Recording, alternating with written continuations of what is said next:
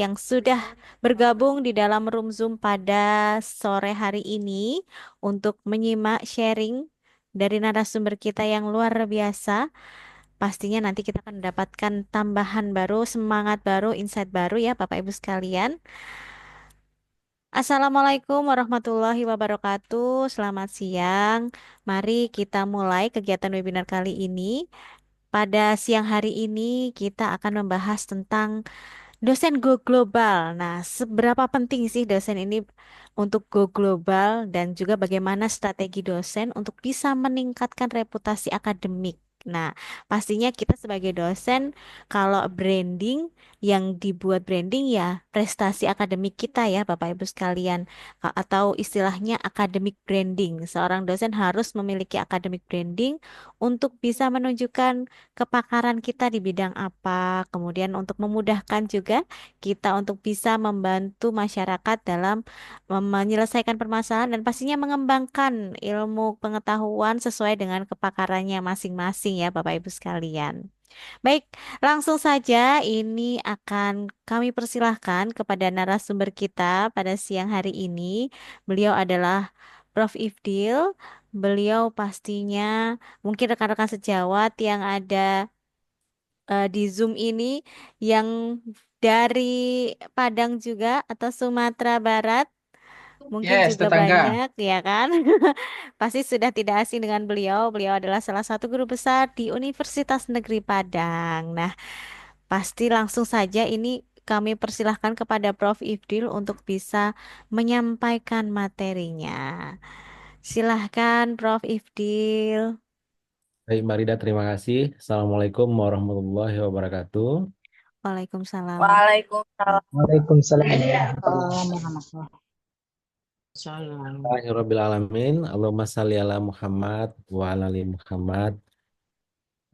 Bapak Ibu yang kami muliakan, eh, spesial untuk teman-teman dari dosen Indonesia.com yang luar biasa sekali, generasi-generasi muda yang luar biasa ya, yang berhimpun untuk menjadi mitra para dosen dalam pengembangan banyak hal ya tentunya. Kemudian terima kasih juga The Publishing yang sudah menjadi sponsor pada kegiatan ini, Bapak Ibu yang kami muliakan. Pada kesempatan ini kita akan sharing, berbagi ya, tidak dalam rangka menggarami air laut. Kami yakin Bapak Ibu, para dosen-dosen Indonesia ini adalah manusia-manusia super, orang-orang yang luar biasa yang tentu saja hadir kita tentunya semoga nanti bisa memberi warna untuk kemajuan pendidikan kita ke depannya. Baik Bapak Ibu, izin untuk share screen. Hari ini bisa share ya. Ya, oke. Hari ini kita akan membahas strategi yang mungkin tidak terlalu strategi ya. Artinya bahwa sebenarnya pada aspek implementasinya ini masih belum pada strategi, tapi minimal kita mencoba untuk membuka wawasan dan juga nanti berbagi dan nanti kita perbanyak dalam sesi diskusinya, Bapak Ibu ya, terkait bagaimana sih sebenarnya membangun sebuah reputasi akademik, Bapak Ibu. Kalau bicara reputasi akademik, kita tidak bicara bahwa Bapak Ibu akan eh, ters, ter- terkenal seperti bagaimana seorang artis terkenal. Karena pada posisinya kita bisa melihat bahwa hampir sebenarnya para dosen itu tidak terlalu mengenal dosen-dosen lain yang bukan bidang ilmu tersebut. Jadi yang paling-paling Bapak Ibu kalaupun terkenal nantinya menjadi dosen yang viral, dosen yang hebat itu ya pada bidang ilmu Bapak Ibu masing-masing seperti itu. Meskipun sebenarnya eh, untuk bidang ilmu lain Bapak Ibu bisa dikenal, tapi dalam impact dari terkenalnya Bapak Ibu itu untuk lebih banyaknya pada bidang atau rumpun ilmu seperti itu ya. Jadi nanti Bapak Ibu itu ya pengikutnya itu lebih kepada para dosen atau mahasiswa bidang ilmu tersebut seperti itu. Eh, Kalau kita bicara perguruan tinggi, kita bicara Tridharma perguruan tinggi. Saya pikir Bapak Ibu semuanya sudah sangat mengetahuinya. Hanya saja yang ingin kami sampaikan bahwa kalau kita bicara Tridharma, kita bicara pendidikan dan pengajaran, kita bicara penelitian, kita bicara pengabdian kepada masyarakat. Yang ketiga poin ini itu sebenarnya menjadi kewajiban yang harus dilakukan oleh dosen. Hanya saja entah kenapa dan bagaimana terjadi pergeseran bahwa titik fokus yang sering diambil oleh dosen itu pada pendidikan dan pengajaran. Sementara aspek Dharma yang kedua dan ketiga, penelitian dan pengembangan, pengabdian kepada masyarakat, dan plus kegiatan lain, itu menjadi aspek yang tidak terlalu, apa ya, seolah-olah terkesampingkan, diabaikan, tidak terlalu dipedulikan, dianaktirikan, seperti itu ya. Padahal ke ketiga ketiga hal ini sangat penting. Artinya bahwa tidak sempurna tidak sempurna kedosenan orang gitu ya, kalau tidak melakukan kegiatan ini. Artinya bahwa kesempurnaannya itu bisa didapatkan ketika pendidikan dan pengajaran dijalankan dengan baik, kemudian penelitian dan pengembangan jalan dengan bagus, kemudian pengadaan masyarakat dijalankan, serta kegiatan-kegiatan penunjang lainnya itu juga diselenggarakan. Nah, kita lihat mayoritas yang terjadi itu konsentrasinya itu ada di pendidikan dan pengajaran dan kegiatan lain. Sementara penelitian dan pengabdian itu menjadi apa, tidak tidak menjadi sesuatu yang menjadi sangat penting. Kan eh, rebut-rebutan itu lebih banyak pada rebutan apa, SKS mengajar, tidak rebutan pada seberapa banyak mendapatkan funding, apa, dana-dana penelitian dari dari nasional, internasional, atau bahkan yang paling sedikit itu dari lokal seperti itu. Nah, ini yang terjadi. Artinya bahwa sebagai dosen, mestinya kalau kita bicara reputasi akademik, maka kita bicara tentang bagaimana seorang individu itu dikenal dalam komunitas akademik. Bagaimana seorang individu itu memiliki kredibilitas yang bagus dalam komunitas akademik. Bagaimana individu tersebut bisa mempengaruhi komunitas akademik. Bagaimana eh, keberadaan institusi atau keberadaan publikasi atau keberadaan hasil penelitian yang dihasilkan itu bisa dikenal pada komunitas akademik. Kalau kita bicara reputasi akademik, sebenarnya kalaupun misalnya di world class university, itu kita bicara bagaimana individu pada sub bidang ilmu tertentu itu mengenal universitas apa yang terbaik. Misalnya kalau kita bicara teknologi di Indonesia, maka pertanyaannya adalah kalau Bapak Ibu adalah orang-orang dosen di bidang teknologi, maka pertanyaannya sebutkan 10 universitas yang paling dikenal eh, berdasarkan urutannya misalnya kan. Maka misalnya kita akan bicara misalnya ITB menjadi urutan nomor satu bidang teknologi di Indonesia misalnya. Terus misalnya kalau bicara kedokteran misalnya, kalau bicara kedokteran apa fakultas universitas kedokteran yang paling terkenal gitu. Nah, kalau kita bicara saintis juga, misalnya secara individu, reputasi akademik individu, paling misalnya kalau saya di konseling, siapa orang-orang yang dikenal gitu kan? Sebutkan 10 orang yang Anda kenal dalam bidang konseling misalnya seperti itu. Maka eh, seyogianya orang-orang yang dipilih dalam dalam reputasi akademik dan juga kampus-kampus yang dikenal dalam dalam bidang tersebut, maka adalah yang memiliki reputasi-reputasi yang terbaik dalam bidang itu gitu kan. Nah, sehingga salah satu tugas ke depannya yang kita emban sebagai dosen Indonesia adalah bagaimana Indonesia itu dikenal di level global misalnya seperti itu. Nah, ini sekali lagi bahwa reputasi akademik bagaimana kita, institusi, kemudian negara gitu dikenal gitu kan. Kenapa misalnya IPB bisa masuk top top dunia kalau bicara di ilmu pertanian gitu kan. Nah, masuk IPB dikenal di seluruh dunia misalnya seperti itu. Lalu kita bicara pendidikan misalnya. Pendidikan, kalau bicara pendidikan Indonesia misalnya di term higher education, misalnya Universitas Negeri Yogyakarta dikenal sebagai apa top 200 seperti itu. Nah, artinya ini hal-hal inilah yang lalu nantinya masing-masing kita itu menjadi penyumbang atas hal itu. Tentu saja tidak bisa sendiri, tapi nanti akan bicara di level departemen, kemudian fakultas, lembaga, institusi, perguruan tinggi, sekolah tinggi, dan seterusnya. Nah, kalau kita bicara reputasi, masuk yang pertama reputasi diri, reputasi rumpun ilmu, reputasi lembaga, dan juga nantinya negara.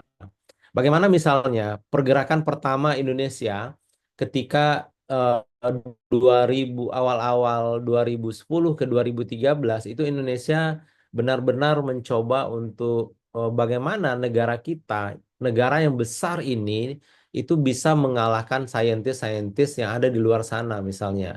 Katakanlah Singapura misalnya. Singapura adalah negara kecil, tapi kita lihat hasil-hasil penelitiannya, hasil publikasinya, itu benar-benar dikenal. Universitasnya masuk ke universitas-universitas top 100 dunia gitu kan. Sementara sampai hari ini Indonesia itu masih masih kita masih memperjuangkan itu gitu. Bagaimana kita bisa dikenal di level dunia seperti itu.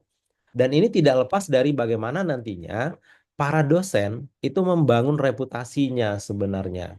Dan ini yang mestinya menjadi sebuah tanggung jawab moral, menjadi sebuah tanggung jawab kita sebagai anak bangsa untuk bisa memperjuangkan ini. Kalau seandainya eh, fokus dosen itu lebih kepada proses pengajaran saja dan pengajarannya itu juga tidak melibatkan networking, apakah itu antar lembaga misalnya, dosen hanya mengajar dengan bertemu dengan mahasiswa dan tidak satu pun kelas yang diajak misalnya minimal secara online untuk berkolaborasi dengan dosen-dosen dari institusi-institusi lain, universitas-universitas lain, sekolah tinggi lain, atau institut-institut lain yang ada di Indonesia misalnya. Nah, kalau itu tidak dilakukan, maka potensi-potensi untuk peningkatan reputasi ke depannya itu menjadi terganggu. Nah, kalau kita bicara reputasi diri misalnya, bagaimana misalnya eh, kita bisa dikenal masuk ke misalkan katakanlah Web of Science ya. Web of Science merupakan salah satu apa namanya pengindeks eh, atas ya yang artinya bahwa sebagai seorang scientist, sebagai seorang faculty member, sebagai seorang researcher itu berlomba-lomba untuk bagaimana bisa masuk ke sini. Memang tidak mudah untuk bisa masuk ke Web of Science. Bagaimana kita bisa menulis, menghasilkan riset hasil penelitian, kita menghasilkan apa melakukan proses penelitian yang hasil riset ini bisa dimasukkan ke jurnal-jurnal yang bereputasi, yang terindeks di web. Misalnya di Scopus misalnya. Scopus sebenarnya eh, ada indikasi di mana misalnya udah ngapain kita harus Scopus, kita susah-susah capek-capek meneliti, kita capek-capek menghabiskan banyak dana, tapi kita lempar lempar ke ke dunia luar gitu kan, sehingga ya cukup di Indonesia saja. Bapak Ibu, kalau kita bicara reputasi global, memang eh, Web of Science dan Scopus itu menjadi salah satu indikator bahwa artikel Bapak Ibu itu hasil riset Bapak Ibu itu menjadi sangat bagus ketika bisa dimasukkan atau diterima di jurnal-jurnal bereputasi internasional, apakah itu di WO Science atau bahkan nanti di Scopus misalnya begitu. Atau yang paling simpel misalnya Bapak Ibu, eh, bagaimana Bapak Ibu bisa mempublikasikan hasil-hasil penelitiannya? Artinya tridharma penelitian dan pengabdian itu juga ditingkatkan sampai nantinya bisa dipublikasi seperti itu. Em, Tidak mudah memang Bapak Ibu dan pengalaman kami dari 2005 kami mulai mulai masuk bagaimana bisa indeks di Scopus meskipun perjalanannya sangat tidak stabil Bapak Ibu. Eh, Sempat off di 2016, tidak satu pun publikasi, mulai masuk lagi 2017, terus sempat melimpah di 2018. Kenapa? Karena bagian dari mencoba mencari apa namanya ya, mencari pola, mencari cara, mencari strategi untuk bisa bagaimana hasil-hasil penelitian itu bisa masuk dan bisa dipublikasi di jurnal-jurnal yang eh, memiliki kredibilitas yang sangat bagus, misalnya seperti itu. 2018 itu kami mempublikasikan naskah itu mayoritas di Prosiding Bapak Ibu. Pada waktu itu saya ingat sekali ketika saking inginnya Scopus pada waktu itu, ketika orang-orang berbelanja baju lebaran, kita compare baju lebaran itu menjadi eh, artikel-artikel yang masuk ke Scopus seperti itu kan. Dan itu menjadi apa namanya, pelajaran tersendiri. Pada waktu itu kita tidak terlalu mengenal terkait dengan apa namanya, bagaimana sebuah publikasi hasil penelitian ini, yang mana yang harus dimasukkan ke proceeding, yang mana yang harus dimasukkan ke jurnal pada waktu itu. Nah, alhasil artikel-artikel yang harusnya masuk jurnal itu pun masuk proceeding. Kenapa? Karena pada waktu itu kita tidak terlalu tahu tentang bagaimana proceeding, kualitas proceeding itu seperti apa, kualitas jurnal itu seperti apa, tidak terlalu mengetahuinya pada waktu itu. Yang penting ya udah, yang penting Scopus saja. Hasil ya memang menyesal Bapak Ibu ya.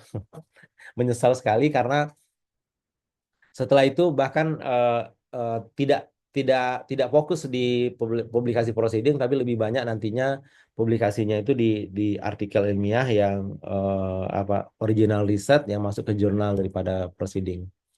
Juga nanti misalnya publikasi-publikasi sederhana yang dilakukan, dan ini menjadi sebuah apa namanya ya, eh, mata rantai yang tidak terputus. Ketika Bapak Ibu menghasilkan sebuah karya, karya ini lalu ditulis lalu dipublikasi, maka berikutnya ada citasi, kemudian ini berdampak pada networking dan seterusnya, profil Bapak Ibu akan dikenal, dan seterusnya. Ketika misal ada pencarian siapa sih yang terkenal pada bidang ini, maka Bapak Ibu bisa ditemukan. Termasuk misalnya eh, pengalaman kami, pengalaman sedikit, cerita tentang pengalaman beberapa, misalnya ketika diundang menjadi narasumber itu, salah satunya itu berdasarkan reputasi yang ada di di sosial media, reputasi yang ada di sosial media akademik, misalnya Google Scholar, kemudian apa namanya, misalnya ResearchGate dan seterusnya, yang itu nantinya bisa berdampak. Ketika misalnya sebuah konsep disitasi dan seterusnya, semakin banyak yang mensitasi, maka semakin Bapak Ibu akan semakin terkenal di rumpun ilmu Bapak Ibu seperti itu. Dan ini artinya bahwa ini sedang membangun reputasi diri yang nantinya berdampak kepada program studi. Nanti kalau kita bicara akreditasi dan seterusnya, nanti akan menyumbang di akreditasi. Kalau kita bicara tentang reputasi lembaga, nanti ketika Bapak Ibu memiliki publikasi banyak di Scopus, di Web of Science, maka nantinya akan berkontribusi untuk menyumbang itu. Termasuk juga nanti ketika Bapak Ibu punya publikasi yang banyak, citasi yang banyak, high index yang tinggi, nanti berdampak Bapak Ibu akan diundang menjadi katakanlah penguji eksternal. Dari penguji eksternal itu nanti dijadikan narasumber, dari narasumber nanti bisa ditingkatkan menjadi riset atau kerjasama penelitian luar negeri atau penelitian dalam negeri. Jadi akan membawa dampak yang sangat besar Bapak Ibu ketika Bapak Ibu fokus, tidak hanya fokus pada pengajaran, tapi juga mengambil bagian pada penelitian, publikasi, dan pengabdian kepada masyarakat.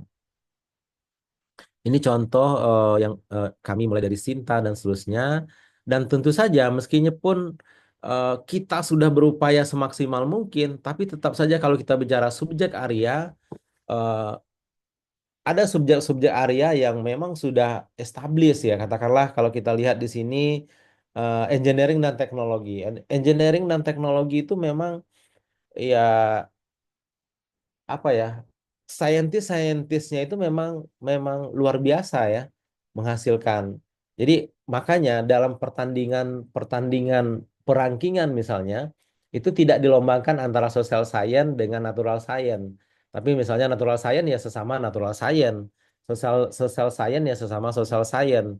Tidak lalu misalnya art humanities ditandingkan dengan engineering dan teknologi. Masing-masingnya akan menempati posisinya seperti itu. Eh, dari tadi moderator menyampaikan terkait dengan branding dan seterusnya, dari personal branding nanti akan melahirkan bagaimana Bapak nanti Ibu menyumbang kepada lembaga, lalu lembaga nanti bisa misalnya masuk ke World World Ranking, kemudian apakah QS atau di term higher education atau di di perankingan-perankingan lainnya. Kalau seandainya dosen-dosen kita Indonesia ini benar-benar menyadari dengan jumlah populasi yang besar dan benar-benar eh, tidak dipaksa lagi dan penelitian itu menjadi sebuah apa namanya panggilan hidup gitu kan, seperti halnya Bapak Ibu melakukan proses pengajaran gitu. Artinya kalau itu terjadi otomatis Indonesia akan benar-benar universitas-universitas kita itu benar-benar akan dikenal di level dunia seperti itu. Ini kita lihat juga ya, tadi saya sempat cerita bagaimana perjuangan Indonesia itu dari 2010 Indonesia itu saya ingat betul waktu di awal-awal edaran edaran Dirjen pada waktu itu menyebutkan bahwa kita kalah dibandingkan negara tetangga kita. Ketika itu disampaikan sehingga bangkitlah semangat Indonesia. 2019 Indonesia memegang puncak dengan jumlah publikasi terbesar di ASEAN gitu kan. Pada sebelumnya kita lihat Indonesia kita berada di bawah ya, bahkan di sini yang menjadi di atas itu selalu Singapura. Setelah itu Malaysia mulai mulai grafiknya itu mulai naik di 2008 kita belum ada apa-apa waktu itu naik naik naik terus naik. Dan ketika Indonesia dipaksa dalam tanda petik kita untuk harus publikasi Scopus, guru besar harus Scopus, kemudian publikasi hasil riset harus Scopus, dan itu ketika itu dipaksakan kepada dalam tanda petik kepada kita dosen-dosen, akhirnya memang kita melihat bahwa di 2018 itu kita melebihi titik puncak yang dimiliki oleh Malaysia pada waktu itu. Dan 2019 itu Indonesia benar-benar melewati semua negara-negara yang ada di ASEAN. Nah, ini artinya bahwa dari ini kan belum semua dosen kita yang berjuang untuk itu. Katakanlah masing-masing dosen minimal 5 saja publikasi terindeks Scopus atau WO Science. Negara kita benar-benar akan menjadi sangat hebat nanti di dunia sains seperti itu. Nah, apa sih pentingnya meningkatkan reputasi akademik sebagai dosen secara global? Pertama, dengan reputasi yang baik, maka akses terhadap sumber daya dan pendanaan itu menjadi lebih mudah, Bapak Ibu. Bapak Ibu, semua skema-skema riset, kemudian skema-skema pembelajaran, kemudian skema pengabdian itu diperuntukkan bagi orang-orang yang memang eh, memiliki reputasi yang baik pada bidang yang akan didanai gitu kan. Katakanlah ketika Bapak Ibu adalah seorang yang supermaster dalam beton misalnya, menguasai banyak hal dan memiliki publikasi, memiliki paten, memiliki buku pada bidang itu, maka ketika ada dana untuk riset tentang beton misalnya, pastilah Bapak Ibu bisa ditunjuk sebagai seorang yang dianggap mumpuni untuk bisa mengambil skema itu gitu kan. Artinya bahwa dengan reputasi yang bagus dan hari ini kita mulai lihat misalnya katakanlah di Bima, Bima mempersyaratkan minimal skor Sinta. Untuk bisa mengajukan skema tertentu, skor Sintanya sekian. Untuk bisa bisa untuk ikut dalam kelompok riset riset kolaborasi Indonesia, katakanlah begitu, minimal memiliki H-indeks 4 gitu kan. Minimal kalau bidang sosial science minimal memiliki H-indeks 3. Nah, bagaimana bisa memiliki H-indeks 3 sementara misalnya publikasi? Untuk bisa memiliki H-indeks 4, setidaknya Bapak Ibu harus memiliki 4 publikasi dengan jumlah citasi masing-masing 4 seperti itu. Nah, sehingga ini menjadi tantangan kita ke depannya. Semua penyedia dana menghendaki hal-hal seperti itu. Nah, dengan adanya akses terhadap pendanaan yang banyak, kemudian Bapak Ibu bisa mendapatkan funding dari multi funder misalnya, otomatis ini akan berdampak pada peningkatan kualitas pendidikan.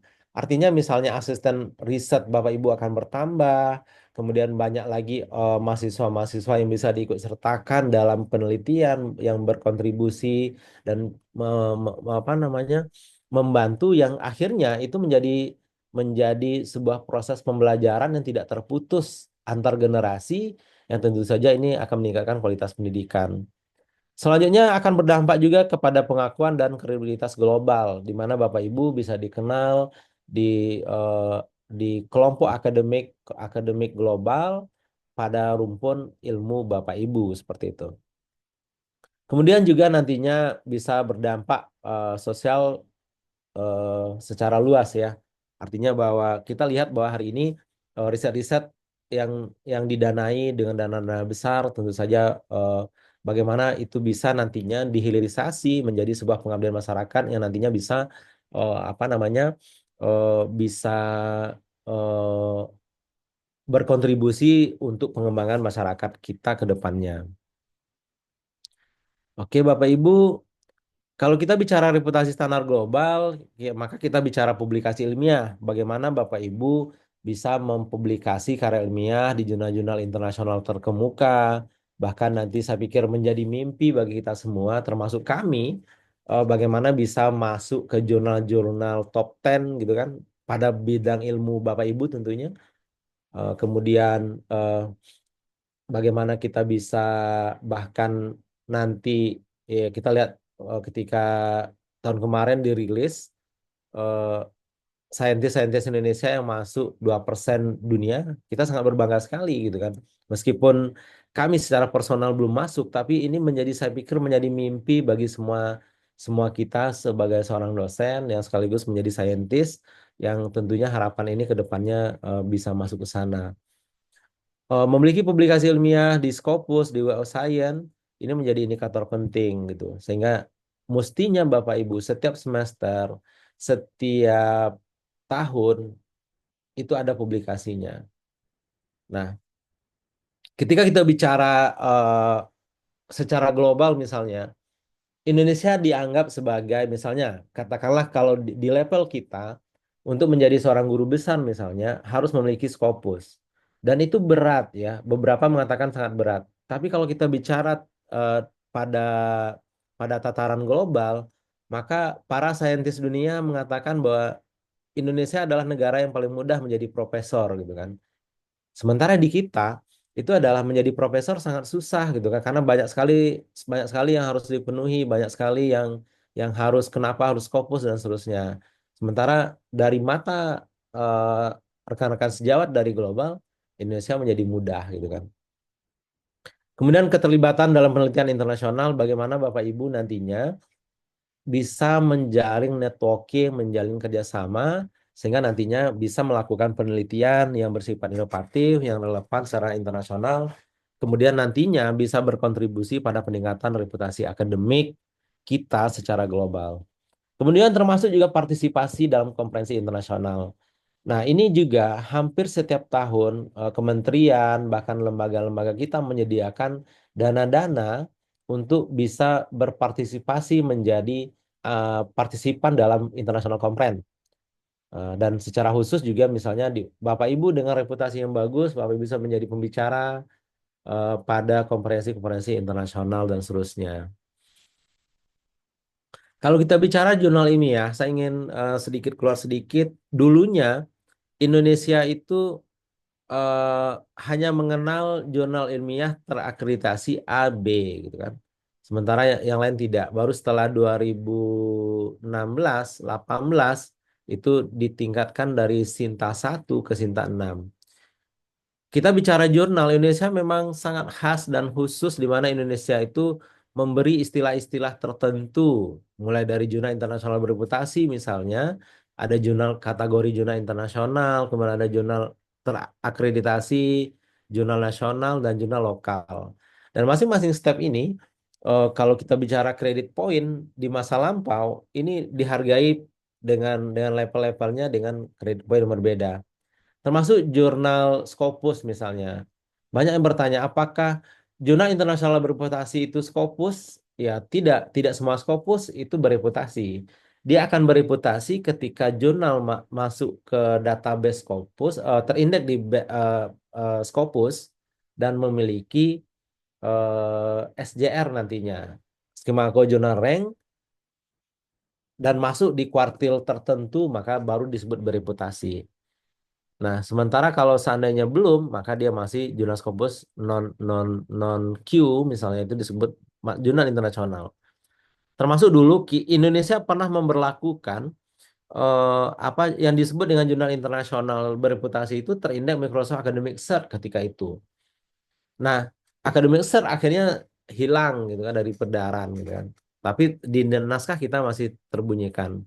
Termasuk juga Thomson Reuters, yang dulunya eh, isi ASI di di diambil alih oleh perusahaan baru disebut dengan Clarivate Analytics. Jadi kalau ada orang yang mengatakan terindeks ASI berarti itu orang lama betul. Terindeks di Thomson Reuters itu orang menengah. Nah, dan sekarang di WO Science yang miliknya adalah Clarivate Analytics seperti itu. Eh, Dan ini juga banyak menjadi sebuah pertanyaan nih, bicara tentang global, akademik global, reputasi global, Bapak Ibu. Setidaknya Bapak Ibu harus mesti mengetahui bahwa sebenarnya di WO Science, Clarivate Analytics atau di WO Science dulunya Thomson Reuters atau ASI itu ada beberapa jenis indeksasi ya.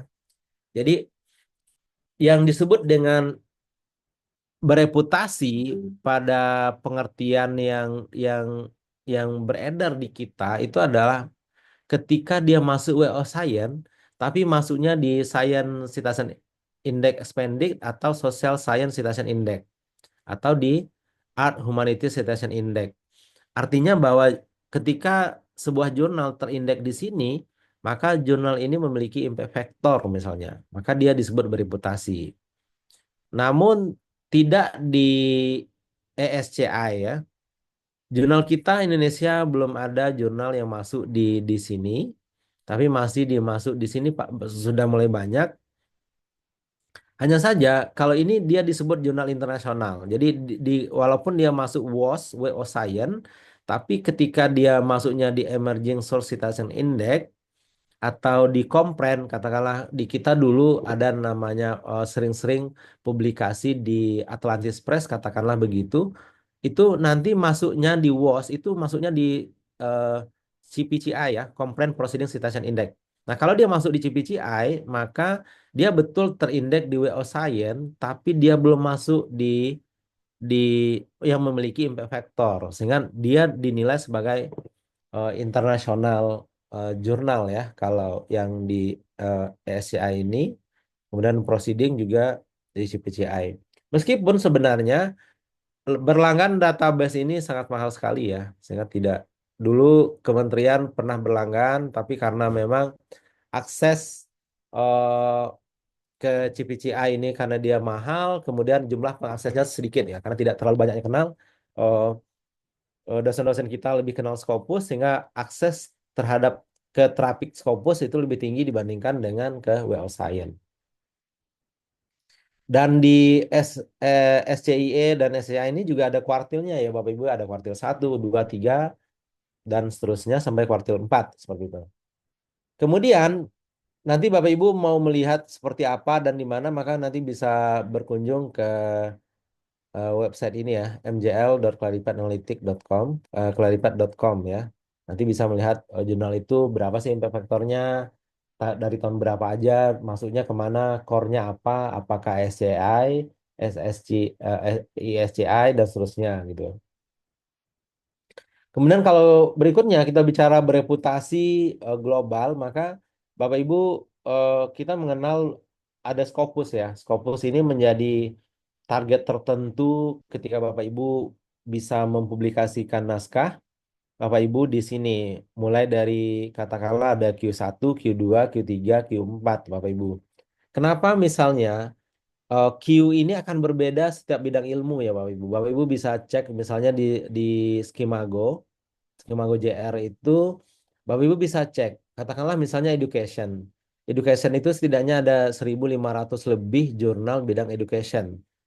Apa yang disebut dengan Q1? Q1 itu artinya dari 1.500 maka ada 1.500 itu dibagi menjadi empat Bapak Ibu.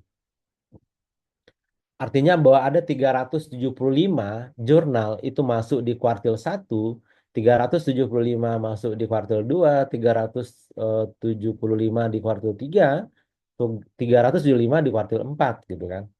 Nah, artinya bahwa setiap rumpun ilmu itu berbeda. Katakanlah misalnya teman-teman yang di religious studies itu lebih banyak yang berada di Q1 gitu. Kenapa begitu? Karena memang eh,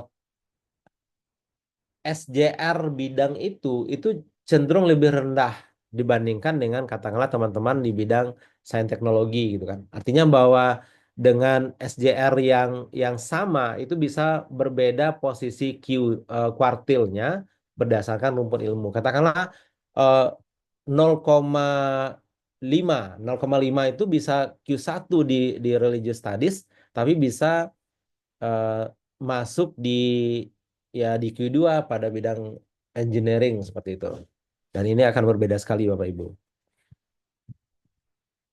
Oke, kalau kita bicara reputasi standar global, tadi kita udah bahas tentang penelitian. Berikutnya kita bagaimana pengajaran kurikulum itu juga berstandar internasional. Artinya bahwa Bapak Ibu mudah bagi Bapak Ibu bisa membangun reputasi ke depannya ketika Bapak Ibu mulai mencoba menggrand design kurikulum yang setara dengan universitas-universitas lain yang ada di luar sana, misalnya katakanlah yang paling terdekat, misalnya di Malaysia.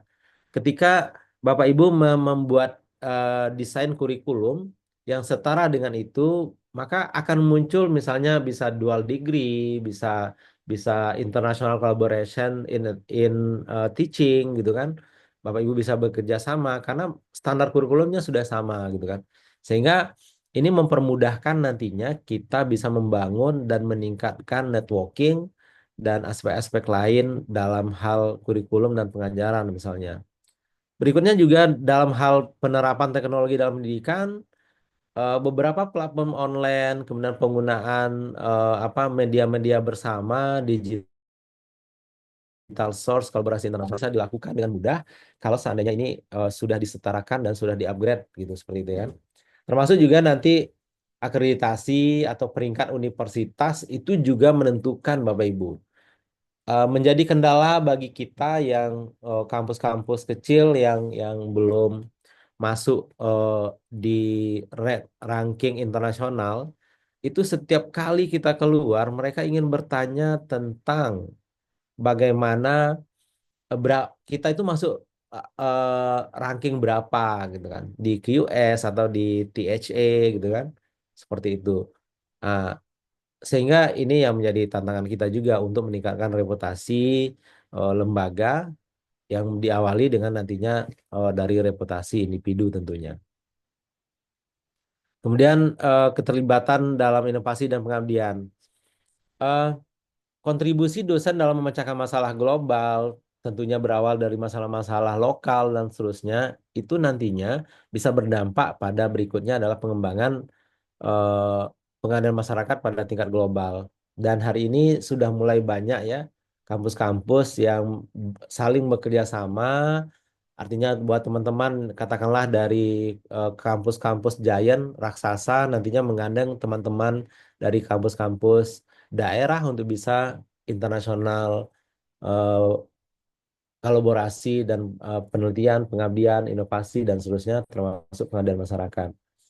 Kemudian juga peningkatan kualitas pendidikan yang diberikan juga akan semakin tinggi nantinya. Nah, bagaimana strategi yang bisa dilakukan? Tadi kita udah bahas salah satunya untuk meningkatkan reputasi akademik dosen, Bapak Ibu mesti pertama publikasi di internasional eh, eh, di jurnal internasional bereputasi. Kemudian menghadiri dan berpartisipasi dalam konferensi internasional Bapak Ibu. Mestinya kalaupun tidak bisa setiap tahun, maka Bapak Ibu tunjangan profesi dosen itu mestinya ditabung benar-benar untuk meningkatkan reputasi dosen gitu ya. Investasinya itu dari leher ke atas gitu kan, yang kita kenal istilah yang sering-sering sekali digunakan oleh anak-anak sekarang ya.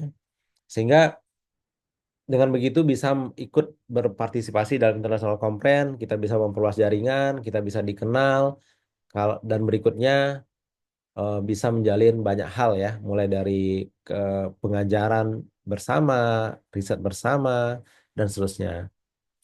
Kemudian kolaborasi penelitian, mengembangkan kualitas pengajaran, tadi dengan merubah kurikulum kita yang eh, tidak semua, katakanlah memang oke, misalnya kita mempertahankan indigenous lokal, kearifan lokal, tapi tetap ada desain-desain kurikulum tertentu yang support internasional sehingga mudah kita untuk melakukan kerjasama.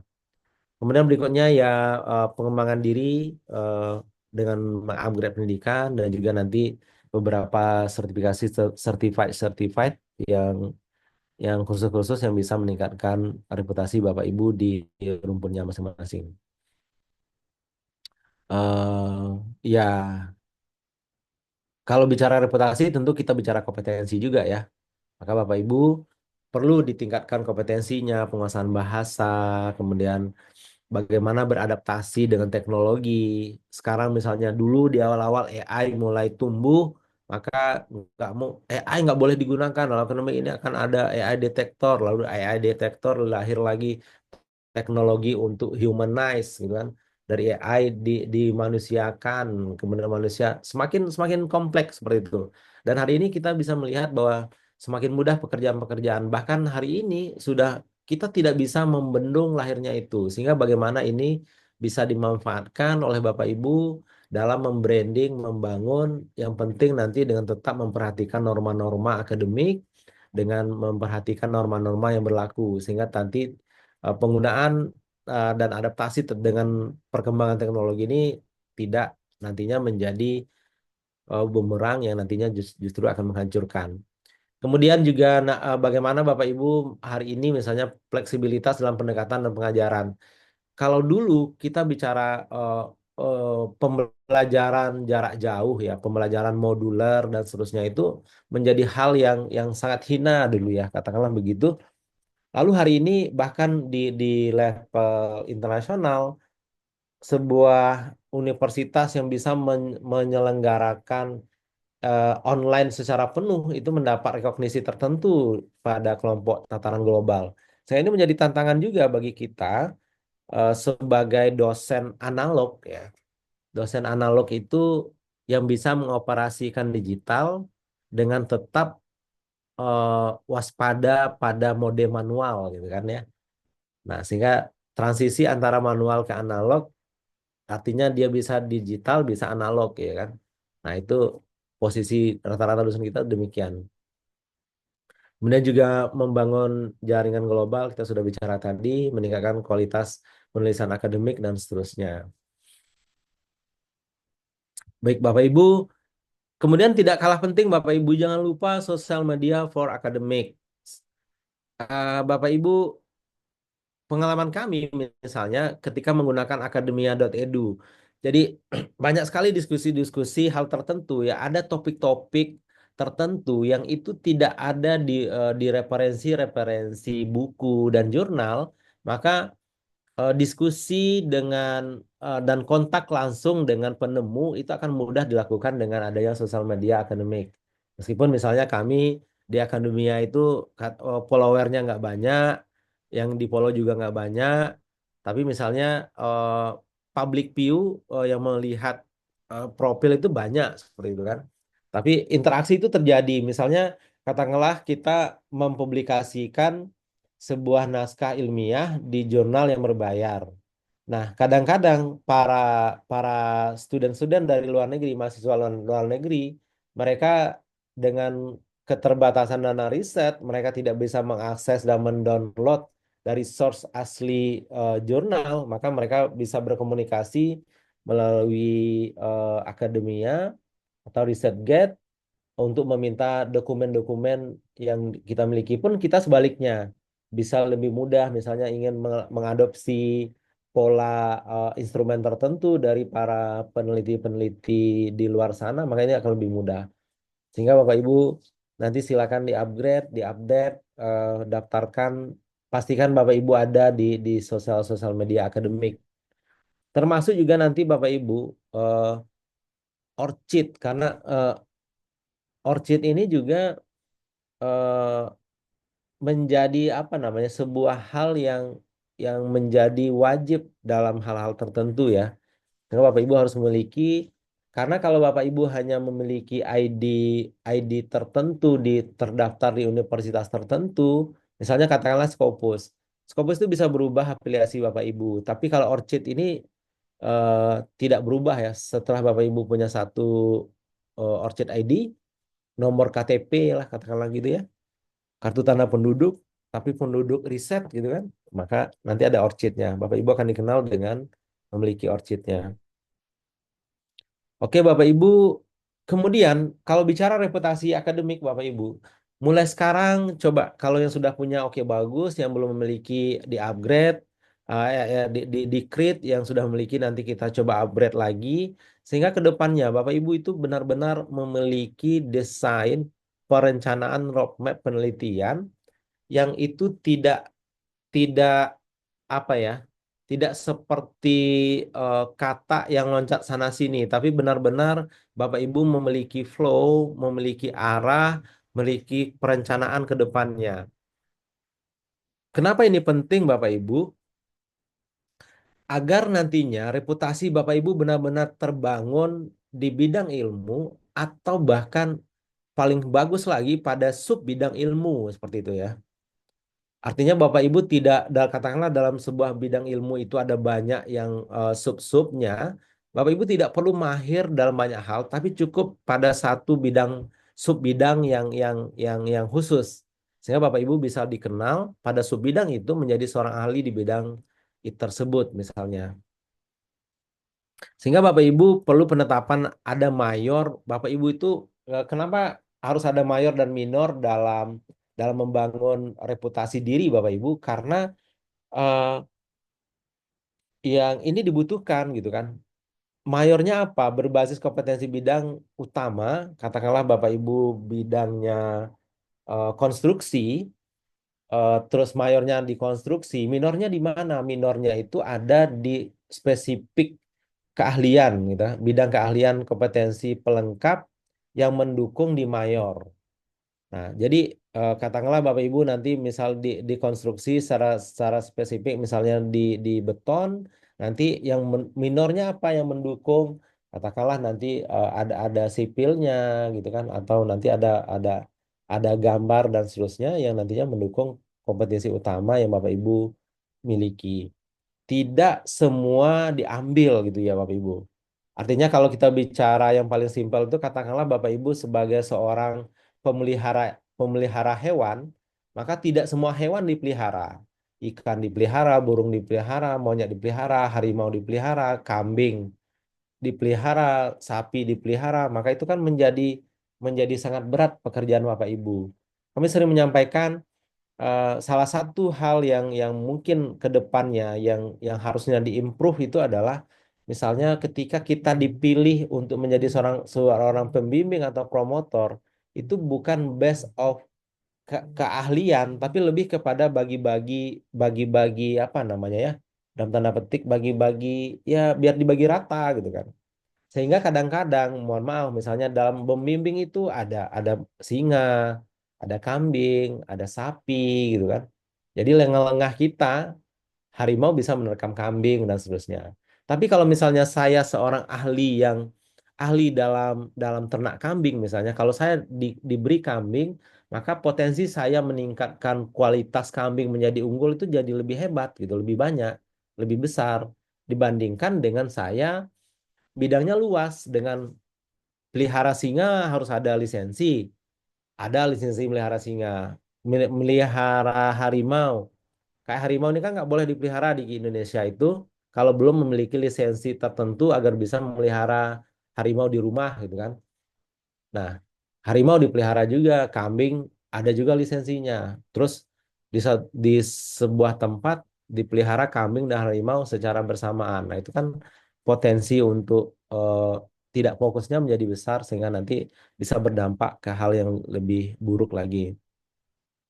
Sehingga Bapak Ibu nanti coba dilihat lagi karena memang kalau kita bicara nanti katakanlah dosen itu di atasnya itu ada profesor, maka banyak sekali kita lihat bahwa S1, S2 ini tidak membentuk sesuatu flow yang linear dalam linear dalam sub bidang ilmu ya. Tapi lebih kadang-kadang ada beberapa yang kajiannya itu ya S1 lain, S2 lain, S3 lain. Nah, terus tiba-tiba setelah akan profesor itu menjadi lain lagi. Nah, ini jadi persoalan gitu kan.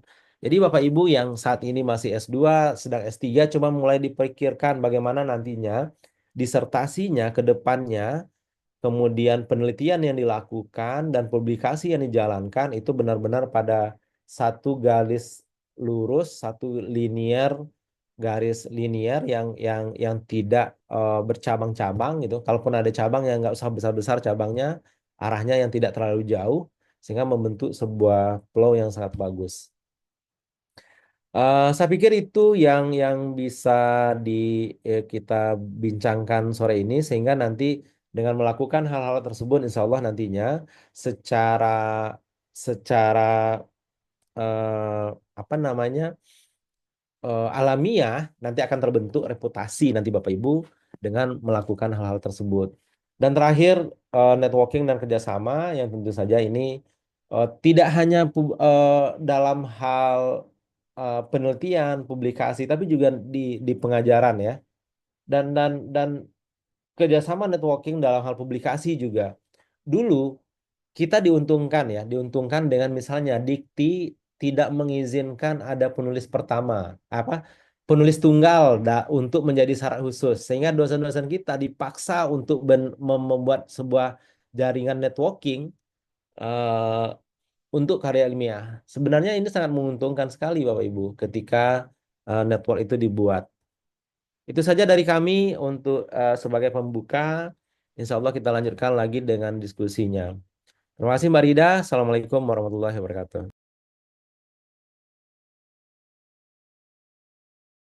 Waalaikumsalam warahmatullahi wabarakatuh. Terima kasih banyak Prof. Ifdil untuk sharingnya, penjelasannya. Jadi secara garis besar atau secara umumnya kita sudah tahu ya Bapak Ibu sekalian kenapa sih kita dituntut untuk publikasi secara masif untuk harapannya ke jurnal internasional bereputasi. Karena mungkin memang treatment harus dipaksa dulu nih kita harus baru bisa bergerak begitu ya Bapak Ibu sekalian ya.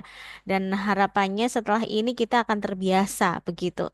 Dan kemudian apabila Bapak Ibu sekalian yang masih belum fokus pada bidang ilmunya, saya mau meneliti tentang apa lagi ya Bapak Ibu sekalian, belum memiliki roadmap. Nah, langsung saja harus membuat roadmap Bapak Ibu sekalian. Mungkin juga di sini ada rekan-rekan dosen yang belum lanjut studi doktoral, segera lanjut, segera merencanakan untuk lanjut studi doktoral dan pastikan nanti disertasinya ini bisa dikembangkan selanjutnya setelah selesai studi doktoralnya dan bisa menjadi bekal menuju nantinya ke profesor, ingin menjadi profesor pakar di bidang apa Bapak Ibu sekalian.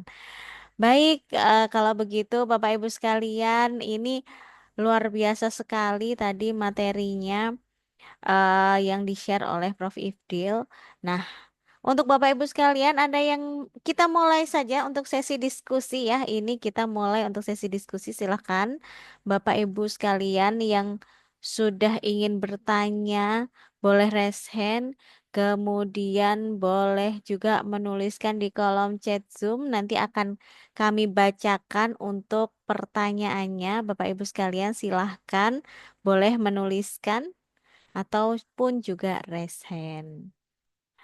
Baik, Prof. Ibdil ini mohon izin untuk kita mulai sesi diskusi ya, Prof. Ya, ya benar. Silakan Mbak. Siap, baik. Baik, ini untuk sesi yang pertama, ini kita akan pilih dua orang dulu, dua orang penanya yang sudah resen dan nanti akan saya bacakan. Saya pilih satu pertanyaan dari kolom chat Zoom. Baik, ini sudah ada berapa yang resen? Ini sudah ada tiga orang yang resen. Ini saya akan pilih dua orang. Yang pertama ada Bapak atau Ibu Miza dan juga ada Bapak Raka Rahadian. Silakan kepada Bapak atau Ibu Miza untuk bisa menyampaikan pertanyaannya. Silahkan Bapak atau Ibu Miza untuk bisa Eh, menyampaikan. Ya, Bapak ya berarti ini ya Pak ya. Iya, Assalamualaikum warahmatullahi wabarakatuh. Waalaikumsalam warahmatullahi wabarakatuh. Selamat sore Ibu. Iya, Silahkan Ibu Miza. ya, ya, terima kasih atas kesempatannya. Saya merasa tercerahkan ketika mendengarkan materi dari Prof. Ifdil.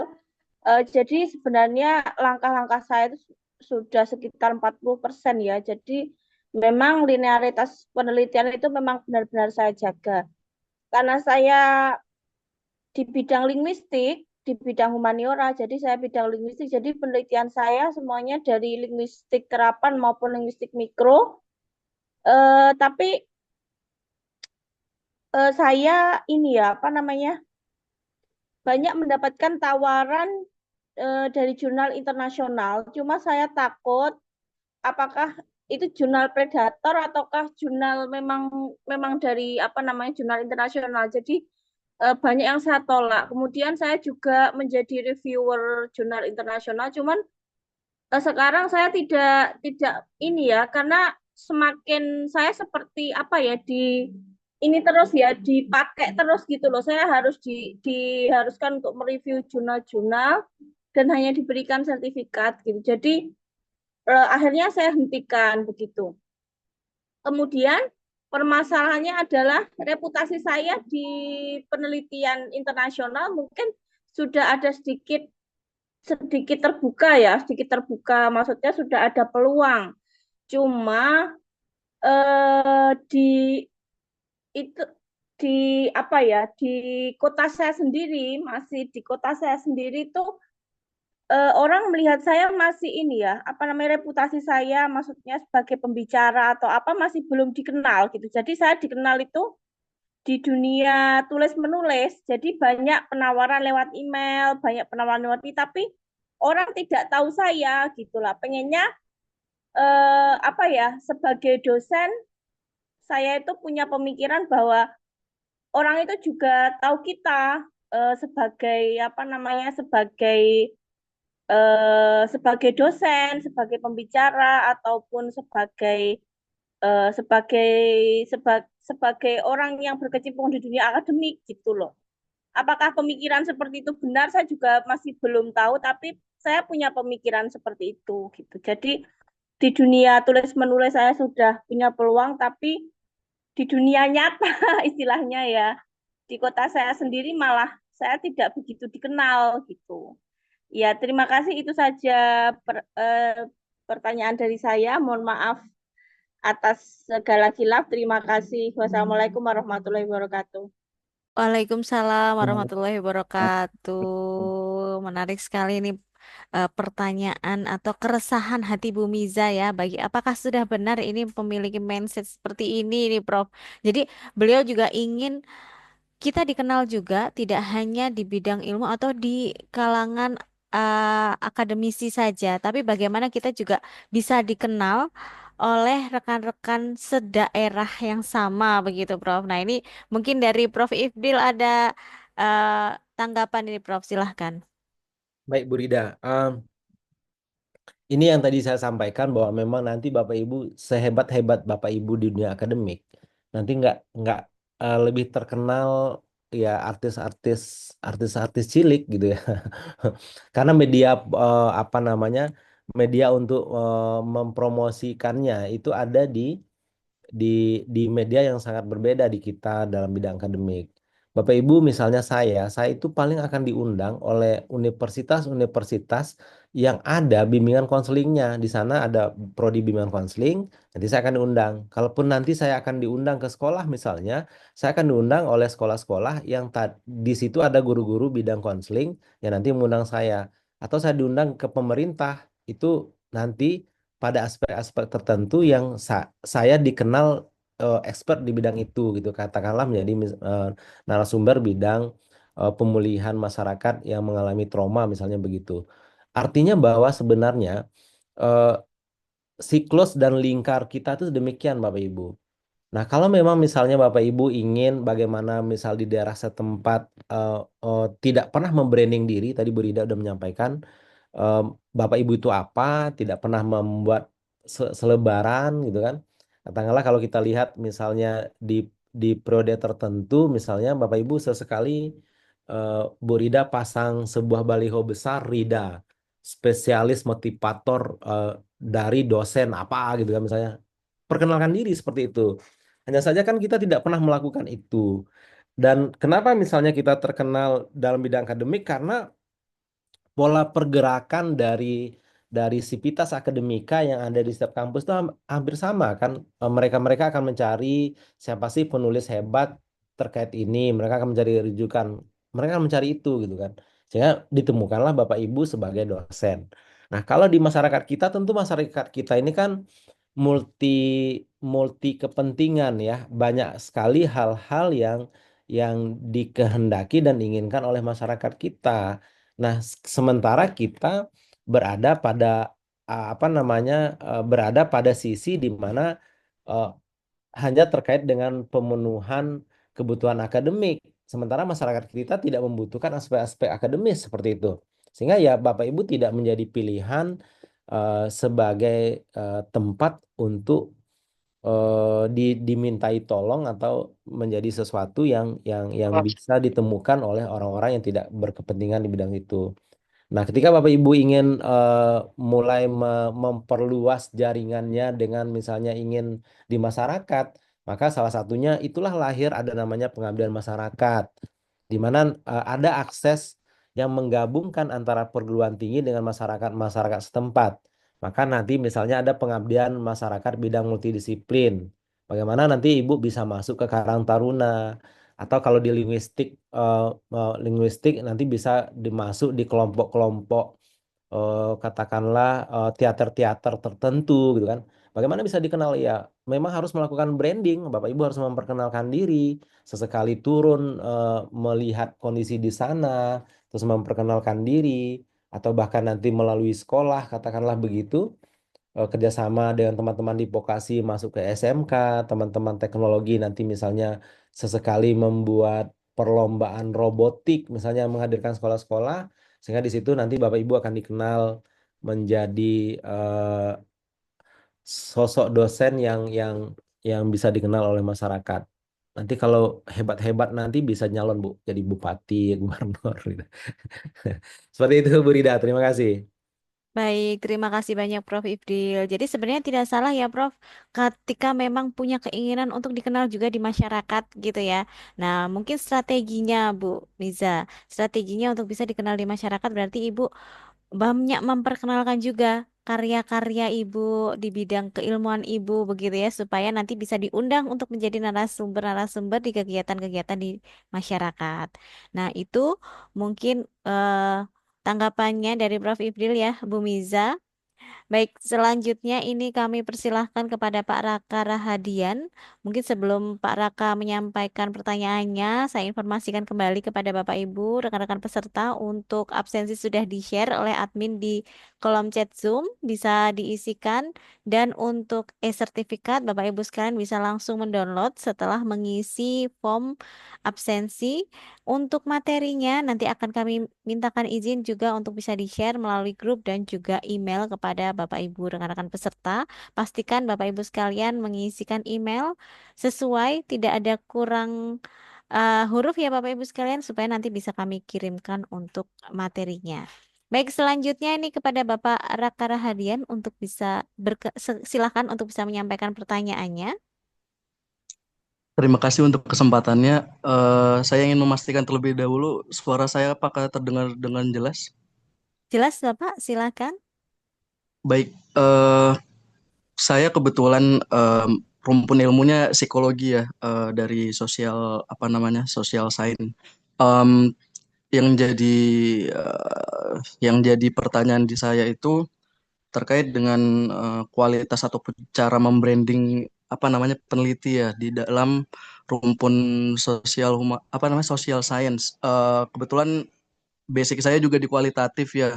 Yang agak kesulitannya tuh di bagian novelty-nya ya, Pak Bu. Kemudian eh, saya ingin meminta saran atau masukan terkait dengan hal yang kira-kira mungkin dapat menjadi perhatian dari khalayak sivitas akademik sivitas akademika secara luas seperti itu Bapak dan Ibu. Kemudian eh, untuk dinamika yang terjadi sekarang kan ada efisiensi anggaran ya untuk di berbagai sektor. Kemudian pertanyaan kritis saya terkait hal tersebut, em, bagaimana cara kita untuk membuat karya kita berkualitas seperti itu, Bapak dan Ibu. Terima kasih. Menarik sekali ini ya Bapak Ibu sekalian. Nah ini mulai sesuai dengan kondisi saat ini nih Prof. Ifdil. Dan kebetulan sama juga rumpun ilmunya dari psikologi juga. Ini sama dengan Prof. Ifdil ya Prof ya. Begitu. Jadi monggo Prof mungkin ada sharing yang bisa diinformasikan atau disampaikan kepada Pak Raka. Silahkan Prof. Ifdil. Baik, terima kasih Mbak Rida. Terima kasih Pak Raka, ini pertanyaan luar biasa. Eh, Memang teman-teman di social science ini rata-rata menganggap bahwa susah sekali untuk membranding atau apa namanya mempublikasikan naskah-naskah pada jurnal-jurnal bereputasi. Sebenarnya tidak juga ya. Kalau kita lihat misalnya di beberapa universitas di luar negeri itu memang risetnya udah sangat stabil gitu kan ya. Artinya bahwa hanya saja begini. eh, Kalau pengalaman kami dalam dunia akademik, terutama dalam dunia publikasi, menggawangi publikasi kurang lebih dari 8 tahun, itu Oh, ada ada beberapa missing ya, ada beberapa kesalahan-kesalahan yang itu menjadi apa namanya ter ter apa namanya ter ini terwariskan gitu ya. Sehingga Bapak Ibu, para generasi muda ini memang mesti bersedia untuk membuka diri dan memang ayo menjelajah samudra gitu kan. Kelemahan kita selama ini eh, selalu nanti katakanlah beradanya itu di di selokan-selokan kecil yang di situ ada ikan-ikan kecil. Kalaupun paling besar nanti ikannya saat lima lima lima tangan gitu kan, lima jari. Nggak ada ikan besar di sana. Karena kenapa? Karena kita beradanya di selokan. Dan kadang-kadang ketika kita melakukan benchmarking atau studi kaji, studi banding pun kita pergi ke selokan-selokan tertentu yang ya ternyata ikan kita lebih besar pada di mereka. Nah, kondisi itulah yang menjadikan memang kita semakin tidak berkembang. Nah, Bapak Ibu, ayo kita sekarang kan informasi sangat terbuka ya.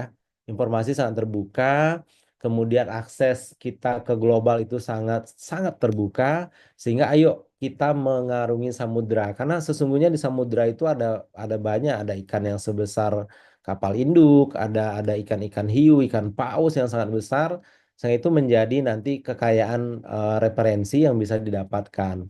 Dalam hal Pak Raka tadi menyampaikan bahwa misalnya di kualitatif itu susah mendapatkan novelty atau bahkan nanti bagaimana dengan state of the art dan seterusnya. Sebenarnya justru sebenarnya pastilah riset kualitatif itu akan menghasilkan sebuah novelty gitu kan. Karena kalau kalau kita bicara kuantitatif tentu ini akan berpanjang juga gitu kan. Hanya saja saya yakin misalnya di sini apa namanya pola kita menyampaikan pola riset yang kita jalankan itu mengikuti apa yang dulunya diajarkan oleh leluhur, diajarkan oleh para senior gitu kan. Senior-senior kita. Sehingga itu menjadi pola kita itu terkekang ketika ketika pola yang diajarkan senior ini kita lemparkan ke dunia global, itu menjadi tidak tidak menarik gitu kan. Banyak yang menyampaikan eh, ada namanya kalau di Minangkabau itu ada namanya susu sapi yang difragmentasi dengan menggunakan bambu yang lalu di Minangkabau itu kita sebut dadeh gitu kan ya, susu yang difragmentasi. Nah, kalau kita membuat judul riset kita itu adalah dadeh misalnya, itu menjadi tidak menarik gitu. Kenapa? Karena tidak menariknya itu mereka tidak kenal kosakata itu gitu kan. Nah, maka Bapak Ibu misalnya bisa mengganti tradisional yogurt. Nah, misalkan kata-kata yogurt itu dikenal gitu kan, dikenal di masyarakat global yang ketika itu digunakan maka itu menjadi lebih menarik untuk dibuat. Nah, hal-hal itu juga termasuk misalnya di kualitatif kan sekarang sudah banyak sekali aplikasi-aplikasi pengolahan data kualitatif yang bisa digunakan. Bapak Ibu bikin pemodelan dengan menggunakan katakanlah di sini nggak apa-apa nyebut merek kan. Misalnya NVivo gitu kan. Nah, dengan NVivo itu dengan metode coding yang Bapak Ibu lakukan dari skrip-skrip yang ada, mulai skrip wawancara, skrip observasi, skrip studi dokumen, itu pasti akan menghasilkan sebuah model yang sangat bagus gitu seperti itu. Hanya saja nanti diperlukan upaya untuk meningkatkan kualitas dengan misalnya kalau dalam psikologi kita mengenal JARS, Jurnal Artikel Report Standar yang dikeluarkan oleh apa namanya? Yang dikeluarkan oleh eh, apa? American Psychology Association. Nanti itu bisa kalau pelaporan artikel itu berdasarkan JARS, standar riset yang Bapak Ibu lakukan itu berdasarkan JARS, maka tentu saja nanti artikel Bapak Ibu bisa publish, riset-riset yang dilakukan bisa publish. Lalu bagaimana dengan dikuranginya dana ini Bapak Ibu? Bapak Ibu rasanya kok kalau kita bicara publikasi, apalagi teman-teman di sosial mungkin eh, tidak memerlukan dana-dana yang besar untuk pada riset-riset dasar ya. Nanti Bapak Ibu meskipun dananya tidak terlalu besar ya saya pikir nanti kalau Bapak Ibu memiliki ide yang cemerlang, riset yang brilian, nanti juga tetap bisa mengambil bagian dari dana riset kompetensi-kompetensi yang dilakukan yang dilombakan itu gitu. Yang paling penting adalah bangun reputasi terlebih dahulu, nanti yang lainnya akan lebih mudah. Tidak, kalaupun belum di Scopus tidak masalah, nanti bangun di Scholar Google dulu bagaimana di Sinta-Sinta 1, 2, 3, 4, 5, 6 terbangun dengan bagus, nanti naik di jurnal-jurnal yang lebih tinggi nantinya ke depannya. Saya rasa demikian Bu Rida dan mestinya apa namanya eh, pola pola kehidupan kita terkait dengan penelitian, publikasi tentunya rasanya kok ya kalaupun nanti tidak ada dana kita bisa cari dana lain gitu. Kalaupun tidak ada juga ya dana pribadi aja lah gitu. Demikian Bu Rida, terima kasih. Baik, terima kasih banyak Prof. Ifdil. Saya sepakat sekali, Prof. Memang kita yang pertama harus kita lakukan, Bapak Ibu sekalian, harus membangun reputasi akademik kita. Karena dengan reputasi akademik kita itu kita akan mudah untuk mendapatkan pembiayaan pendanaan ya Bapak Ibu sekalian. Karena pendanaan untuk saat ini mungkin yang kita kenal hanya pendanaan hibah bima, kemudian pendanaan penelitian dari kampus. Nah, kita mungkin kurang membuka luas lagi untuk informasi-informasi. Nah, ini tantangan kita saat ini adalah membuka informasi lebih luas lagi, tidak hanya secara nasional, tapi juga secara internasional, Bapak Ibu sekalian. Mungkin kalau untuk pendanaan di Kemendikti mungkin dikurangi untuk riset, kita juga bisa ikut serta melalui riset-riset hibah riset BRIN. Ya, Bapak Ibu sekalian juga harus bisa update juga di sana karena banyak juga skema riset yang bisa kita ikuti ya Bapak Ibu sekalian sebagai dosen. Nah, ini juga menjadi tantangan kita bahwasanya kalau kemarin mungkin banyak rekan-rekan yang menyampaikan hibah riset ini syaratnya sulit untuk kita penuhi. Nah, kita rubah lagi Bapak Ibu sekalian mindsetnya. Kita harus bisa mengembangkan diri untuk bisa nantinya memenuhi persyaratan-persyaratan yang memang diminta oleh pemberi dana hibah begitu ya Bapak Ibu sekalian ya. Jadi memang kita pun ketika kita ingin memberikan sesuatu pada seseorang pastinya kita punya kriteria ya Bapak Ibu sekalian, dan kita harapannya kita pun sebagai dosen bisa memenuhi kriteria tersebut begitu. Nah, oke, selanjutnya ini saya seperti yang saya sampaikan tadi, saya akan memilih satu pertanyaan dari kolom chat Zoom ya Bapak Ibu sekalian untuk bisa kita diskusikan begitu. Nah, ini saya pilih pertanyaan dari Ibu Khairunisa. Prof izin bertanya, jika dalam memilih publikasi penelitian untuk kebutuhan jabatan akademik dosen atau jabatan fungsional, apakah harus linier dengan bidang ilmu yang diambil atau tidak, walaupun kategori jurnal tersebut bereputasi. Nah, ini mungkin arahannya nih, Prof. Apakah memang kita harus memilih jurnal yang sesuai dengan bidang ilmu kita?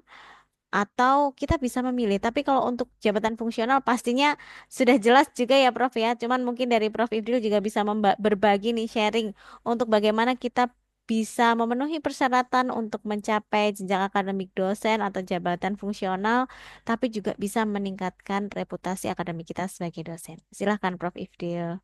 Baik, terima kasih Mbak Rida. Eh, Terkait dengan pilihan jurnal dari artikel yang ditulis, memang eh, sebenarnya memang kalau kita bicara yang lebih mudah, jurnal-jurnal multidisiplin itu memang lebih mudah dibandingkan jurnal-jurnal yang monodisiplin. Mudahnya itu maksudnya apa kalau di multidisiplin itu ada banyak para saintis yang bergabung di sana, sehingga kadang-kadang ketika memilih reviewer itu banyak banyak yang apa namanya banyak alternatif oleh editor untuk bisa memilih reviewer. Tapi pada disiplin-disiplin tertentu itu memang ada beberapa disiplin yang sangat susah untuk menemukan reviewer. Misalnya cerita sedikit ketika kami menulis eh, eh, tentang perdukunan gitu ya.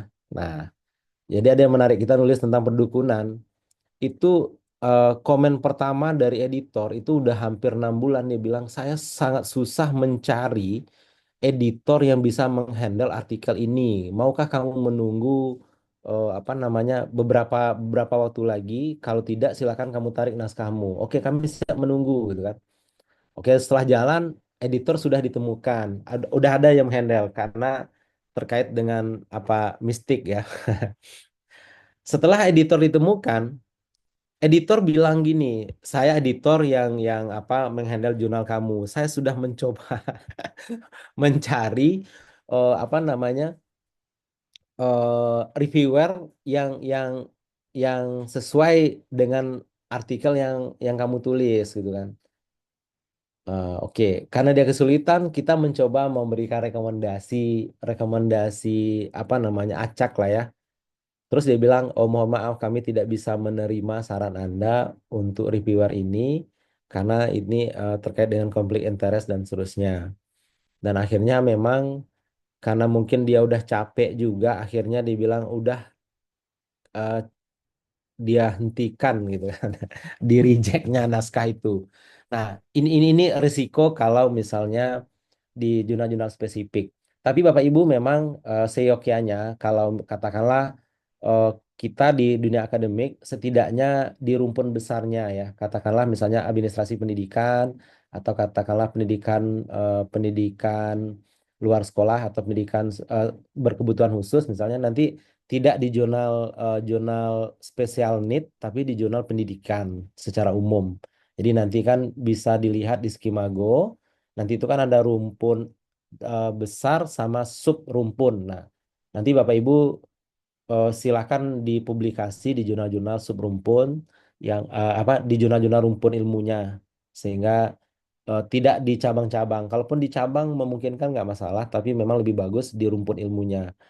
Eh, tapi kalau multidisiplin itu boleh juga, tapi tidak untuk kenaikan pangkat, Bapak Ibu. Misalnya untuk keperluan mengejar deadline tertentu karena memang biasanya Jurnal-jurnal dengan multidisiplin itu prosesnya lebih cepat, bayarnya lebih mahal, ya mahal cepat ya begitulah. Tapi kalau di rumpun ilmu kadang-kadang itu ya butuh waktu, sehingga kalau kami sarankan Bapak Ibu dalam publikasi itu tulislah naskah, produksi naskah secara berkala dan submitlah secara berkala gitu kan. Sehingga Bapak Ibu tidak menunggu satu artikel dan ada lagi dosen yang apa ya, yang saya udah semester ini saya udah publikasi, dia udah gitu kan, tidak publikasi lagi. Nah, tidak demikian Bapak Ibu ya. Kalau ada kesempatan agar Bapak Ibu abadi maka menulislah seperti itu. Demikian Mbak Rida. Terima kasih. Baik, terima kasih banyak Prof. Ifdil untuk penjelasannya. Jadi Bapak Ibu sekalian, kalau memang disesuaikan kebutuhan, kalau memang kebutuhannya untuk naik jabatan fungsional, baiknya memang sesuai dengan subrumpun Bapak Ibu sekalian ya, supaya tidak sia-sia begitu Bapak Ibu sekalian. Baik, ini mohon izin Prof, kami buka sesi diskusi lagi ya Prof. Masih ada sedikit waktu. Oke, ini kami persilakan untuk Bapak Ibu sekalian yang ingin bertanya lagi. Nah, ini yang sudah resen ada Ibu Hafsah. Silahkan Bu Hafsah untuk bisa menyampaikan pertanyaannya. Baik, terima kasih Bu Rida dan Prof atas materinya yang luar biasa, Prof. Ada beberapa pertanyaan yang ingin saya tanyakan, Prof. Nyuwun sewu, suara saya kedengaran nih, Bu Rida? Terdengar Ibu? Ji, baik. Prof, pertanyaan pertama dari saya terkait kita dianjurkan, tadi yang seperti Prof sampaikan, bahwa kita dianjurkan untuk membuat roadmap penelitian yang sesuai dengan basic kita. Memang di situ ada yang mayor dan minor G, Prof. Untuk yang minor itu memang harus spesifik dengan keahlian G, Prof. Saya sedikit bercerita tentang bidang bidang saya. Kebetulan saya di ilmu kebidanan dan untuk spesifikasinya memang kalau untuk ilmu kebidanan itu kan sangat luas sih, Prof. Bagaimana caranya kita memilih gitu kan? Memilih spesifikasi kita itu di mana, mau main di mana gitu-gitu, Prof. Kebetulan memang kalau untuk membuat roadmap itu sampai dengan guru besar memang harus ada basic spesifiknya. Dan bagaimana kalau kita itu terlalu banyak yang kita sukai gitu, Prof. Jadi harus milih yang mana gitu, oke, Prof. Ya itu untuk pertanyaan yang pertama, Prof. Untuk pertanyaan kedua, Prof. Setelah kita tahu spesifiknya kita ada di mana, bidang ilmunya kita di mana, untuk membuat reputasi branding kita secara personal sebagai dosen, khususnya kalau saya di dosen kebidanan, bagaimana sih caranya, Prof? Tadi memang sempat seperti mengikuti kegiatan-kegiatan di masyarakat atau mengenalkan keilmuan kita atau dengan menulis beberapa karya yang setidaknya dikenal secara akademik gitu. Nah, bagaimana kalau kita memang basicnya misalnya di seperti kebidanan, otomatis kan yang kita kenalkan audien kita memang masyarakat secara luas, khususnya ibu hamil atau ibu bersalin. Nah, bagaimana caranya membuat reputasi branding kita itu dikenal secara luas, Prof? Kalau kita lihat di media sosial, mungkin banyak sekali dosen-dosen kebidanan yang sudah updating gitu kan, membuat personal branding yang spesifik di misalnya di menunjukkan beberapa keterampilannya lah. Kalau kita dalam branding kita secara akademik itu seperti apa, Prof? Dan pertanyaan yang terakhir, Prof, teknik atau sistemnya itu bagaimana ya, Prof? Kalau kita mau mulai dengan mengenalkan reputasi akademik kita dari publikasi-publikasi yang keren, salah satunya dengan publikasi jurnal internasional. Bagaimana sih, Prof, caranya? Sedikit tanya, Prof, kalau berkenan, Prof, bagaimana sih caranya kita bisa berkolaborasi secara internasional dengan beberapa mungkin penulis atau beberapa researcher yang memang basicnya di ilmu kebidanan. Bagaimana caranya kita bisa masuk ke mereka? Mungkin itu saja, Prof, pertanyaan dari saya dan terima kasih sekali atas waktunya, Prof. Baik, terima kasih banyak Bu Hafsa untuk pertanyaannya. Yang pertama, bagaimana kita menyusun roadmap, Prof, ketika kita banyak sekali yang kita senangi di bidang ilmu kita. Kemudian tadi juga bagaimana kita membranding dan bagaimana kita berkolaborasi dengan rekan-rekan sejawat sesuai bidang ilmu tapi secara global juga. Nah, ini bagaimana untuk memulainya nih, Prof. Silakan Prof Ifdil. Baik, terima kasih Mbak Rida. Menjawab pertanyaan Bu Hafsah ya, terima kasih banyak. Ini luar biasa sekali pertanyaannya. Bagaimana sebenarnya menentukan Bapak Ibu itu eh, di mana? Kalau pengalaman kami itu adalah dengan coba Bapak Ibu petakan petakan kondisi di kampus Bapak Ibu ya. Di kampus Bapak Ibu ini maksudnya artinya kan kita katakanlah mungkin senior, ada senior banyak ya, ada banyak senior. Katakanlah Bapak Ibu di sini. Nah, ketika Bapak Ibu berada di sini, maka Bapak Ibu mestinya memilih keahlian yang akan Bapak Ibu ambil itu tidak dalam keahlian yang tadinya itu udah banyak juga di sini gitu. Maka Bapak Ibu, kalau Bapak Ibu mengambil keahlian yang sudah banyak juga di kampus Bapak Ibu, nanti kita akan tingkatkan lagi nanti katakanlah di level lokal dan nasional. Maka Bapak Ibu ambillah yang orang tuh nggak banyak, nggak ada di sana gitu. Kalau orang banyak di sini, maka Bapak Ibu menjadi orang yang dengan antrian tertentu ya. Artinya potensi Bapak Ibu populer itu kecil. Kenapa? Karena kalau nanti ada butuh narasumber, maka yang diundang adalah yang di atas ini dulu. Oke, yang di atas ini meninggal, maka masuk yang nomor dua, tiga, seterusnya. Setelah semua tidak ada, Bapak Ibu sudah sepuh juga, baru nanti masuk antrian ke Bapak Ibu. Pengalaman kami mengambil yang orang tuh nggak ada. Jadi ketika kita bicara di institusi, di lembaga, ketika kami melihat bahwa, wih banyak sekali antrian di sini.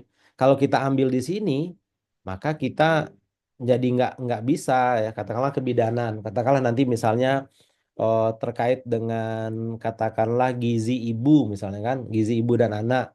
Oh itu ternyata udah banyak yang bahas gizi gitu kan. Tapi misalnya tentang apalah contohnya di kebidanan dia, misalnya penanganan tentang ibu-ibu resti, ada nggak yang ahli di sana misalnya kan, ibu-ibu dengan resiko tinggi. Kalau sudah ada, ibu pindah. Nanti cari yang tidak banyak orang. Artinya kalau di sini, kalau kalau kita bicara departemen, katakanlah di departemen ibu, di prodi ibu itu nggak ada orang di sini nih. Katakanlah memang ahlinya di resti misalnya kan. Saya spesifik resti, ibu-ibu dengan resiko tinggi, artinya mengkaji semua hal itu. Maka kalau tidak ada orang di depan ini, maka ibu akan lebih mudah untuk maju. Ditambah lagi nanti misalnya di level nasional misalnya. Di nasional nanti coba lihat keahlian.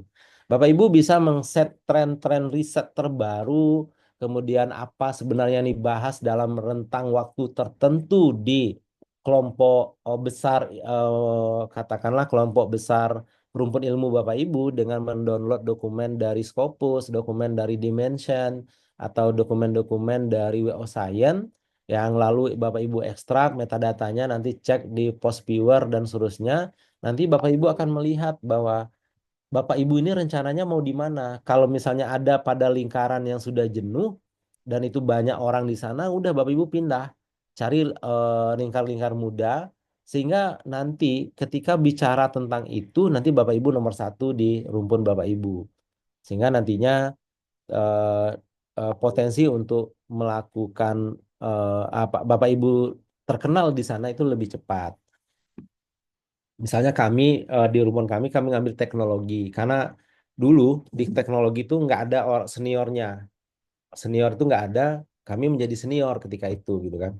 Atau bahkan di turunannya saya mengambil trauma karena di konseling di trauma itu nggak banyak yang nggak banyak ahlinya. Ketika ngambil setidaknya kita menjadi nomor satu, dua, tiga, empat, ya lima lah seperti itu.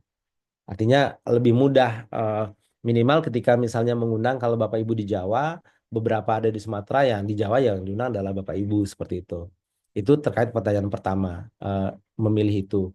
Berikutnya pertanyaan yang kedua apa ya Mbak Rida ya? Hmm, Yang kedua apa ya? Kok saya jadi lupa? Ini Prof. Nyuwun sewu, Untuk kalau untuk pertanyaan kedua itu terkait untuk membangun reputasi reputasi akademik. branding Oh iya, kita. iya. Kerjasama, bagaimana kerjasama dengan para saintis dunia. Jadi Bapak Ibu, eh, tadi saya menyampaikan ada sosial media akademik ya. Nanti atau bahkan yang paling simpel Bapak Ibu berkorespondensi dengan saintis-saintis bidang tersebut. Misalnya katakanlah apa namanya ada Bapak Ibu boleh search di Scopus misalnya siapa yang high index-nya paling tinggi di bidang itu. Nanti coba ajukan aja misal Bapak Ibu punya publikasi artikel. Even Bapak Ibu nggak kenal, even Bapak Ibu nggak kenal nggak apa-apa. Coba saya punya eh, draft artikel ilmiah yang saya coba susun. Nah, eh, ingin bekerja sama eh, dan minta proses review dari dia misalnya. Nah, beberapa secara random dikirim itu beberapa merespon Bapak Ibu. Jadi kerjasama itu bisa dilakukan dengan seperti itu. Jadi kerjasama dalam penulisan artikel, tidak bicara dulu misalnya riset secara besar gitu kan, karena mereka tidak tahu juga kita itu siapa gitu kan. Jadi nanti tidak hanya di teman-teman di nasional, di internasional juga demikian. Bahkan misalnya awal-awalnya misalnya Bapak Ibu misalnya kalau di kebidanan kan ada misalnya instrumen-instrumen yang itu sudah dibakukan oleh teman-teman di barat yang itu bisa digunakan. Nanti Bapak Ibu bisa meng-email beliau untuk penggunaan instrumen di awal misalnya begitu. Nah, nanti hasil risetnya bisa didiskusikan lagi. Nah, pengalaman kami seperti itu dan orang-orang saintis ini biasanya mereka di laptop, mereka berada di depan komputer, dan nanti mereka akan membalas. Kalaupun tidak dibalas ya tidak apa-apa. Kita punya alternatif beberapa orang yang bisa dikirimi seperti itu. Nanti bisa menjadi kolaborator. Itu terkait dengan pertanyaan yang kedua. Yang ketiga, ya, Untuk yang kedua tadi sebenarnya pertanyaan ketiga, Prof. Untuk yang kedua, oh iya, bagaimana iya. kita meningkatkan reputasi akademik kita untuk supaya ya tadi untuk yang nomor tiga kolaborasinya lebih mudah begitu, Prof. Oh ya, karena ini praktisi ya, di praktisi gimana bisa dikenal. Jadi kalau bidan mungkin nanti eh, bagaimana bisa membranding dan yang di apa teman-teman apa teman kolaboratornya itu adalah ibu hamil, bapak-bapak muda, anak-anak baby-baby ya, bayi-bayi itu. Jadi sebenarnya eh, branding ini kalau bidan mestinya selain ibu nanti misalnya jadi dosen, nanti bisa juga membuka praktek mandiri.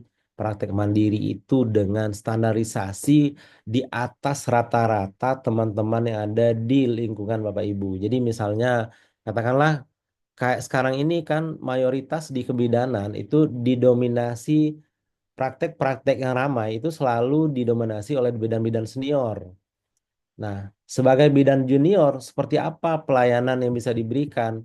Biasanya kalau bidan senior itu fasilitasnya ya kadang-kadang seadanya, tapi orang ramai juga gitu kan. Nah, ini nanti tentu masuk ke dunia bisnis ya, bagaimana melakukan branding, kemudian melakukan service, kemudian fasilitas yang tersedia menjadi lebih dari yang lain. Artinya ada pembeda yang membedakan pelayanan yang ibu lakukan dibandingkan dengan pelay- pelayanan yang dilakukan oleh sejawat lainnya. Seperti itu, Bu Rida.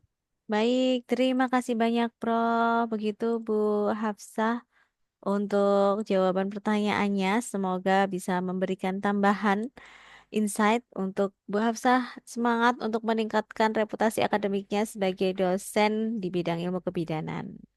Baik, selanjutnya ini satu penanya lagi kami akan pilih. Kami akan persilahkan kepada Bapak Syamrudin untuk bisa menyampaikan pertanyaannya. Silakan Pak Syamrudin. Oke, sepertinya Pak Syamrudin ada kendala. Kami persilahkan kepada Ibu Dina Waldani. Silakan Ibu Dina. Halo, bisa? Halo. Oh iya bisa. Kedengaran ya Iya suaranya? terdengar. Terdengar. Oh, ini Bapak Bisa? Syamrudin ya? Oh ya, mohon maaf Iya. Ibu Dina. Kita persilakan Pak Syamrudin terlebih dahulu. Silakan Pak Syamrudin. Baik, terima kasih Bu, terima kasih Prof. Eh, ini menarik materinya ya Prof ya. Kita ini kadang-kadang di Indonesia ini sangat sulit, beban kerja dosen yang begitu berat, di kampus dikejar harus mengajar banyak mata kuliah. Kalau kita kelasnya sedikit, pendapatannya sedikit Prof. Itu realita, apalagi di kampus swasta yang semuanya ditentukan oleh kebijakan yayasan. Seorang dosen BKD itu kan sudah maksimal tuh 4, 12 atau 9 sampai 16, 12, 4 mata kuliah lah kalau 3 SKS ya. Tapi kadang-kadang ada dosen yang harus mengajar banyak Prof. Sehingga kita untuk fokus pada kompetensi kita itu sangat sulit. Misalnya kebetulan saya mengajar di Universitas Pamulang. Pada saat PAK asisten ahli, saya kompetensinya manajemen pemasaran dan studi gelar bisnis. Pada waktu lektor, oleh LDC-nya berubah tuh. Karena mata kuliah yang kita ajar berubah gitu, Bro. Nah, belum lagi kita harus dibebankan oleh penelitian, PKM, kemudian harus menulis. Kemudian kalau untuk jenjang kepangkatan kan mungkin misalnya S2 untuk lektor kepala misalnya harus Sinta 2. Padahal dia banyak menulis di Sinta 3 dan Sinta 4. Karena kebetulan saya punya jurnal juga, ada 5 jurnal saya. Alhamdulillah 3 terakreditasi Sinta 4 dan 2 baru terbit ya. Jadi saya paham sekali rekan-rekan dosen itu kadang-kadang minta tolong supaya bisa dimuat atau dipublish. Akhirnya mereka juga menulis seadanya aja. Sementara mereka harus dikejar juga supaya kepangkatan. Nah, di kepangkatan kita misalnya S2 kan harus Sinta 2, Prof. Kemudian S3 harus Sinta 2, S2 harus Scopus. Nah, Scopus tahu sendiri, sulitnya bukan main. Kalau nggak ada duit belum tentu publish, Prof. Mungkin kalau artikelnya sangat bagus sekali, mungkin itu berat lah ya. Sinta 2 juga rata-rata untuk yang S3 bayarnya lumayan, Prof. Ya, mungkin Prof pasti tahu lah. Saya dan rekan-rekan dosen karena kebetulan pengelola jurnal ya kita saling bekerja sama ya tahu. Kadang-kadang teman-teman dosen itu kasihan, tolonglah publish, saya mau naik lektor nih. Kalau enggak saya nggak bisa japung saya. Nah, misalnya kan gitu ya. Misalnya saya sudah punya jurnal yang di Sinta 3 atau 4, ada 30 misalnya. Taruhlah rata-rata saya penulis 1, ada penulis 2, mungkin rata-rata 10 kum, udah 300. Kalau saya lektornya 300, tambah 300, saya udah 600, udah bisa lektor kepala yang 550 kan gitu, Prof. Tapi karena saya tidak menulis di Sinta di Scopus yang S2 akhirnya nggak bisa maju. Karena kebijakan pemerintah kan. Atau yang S3 karena tidak bisa tembus di Sinta 2 akhirnya juga LK-nya nggak dapat. Jadi gimana ya untuk kita ke depan supaya ya seperti yang Prof katakan tadi supaya reputasi akademik kita bagus, tapi di Indonesia itu sulit. Ya.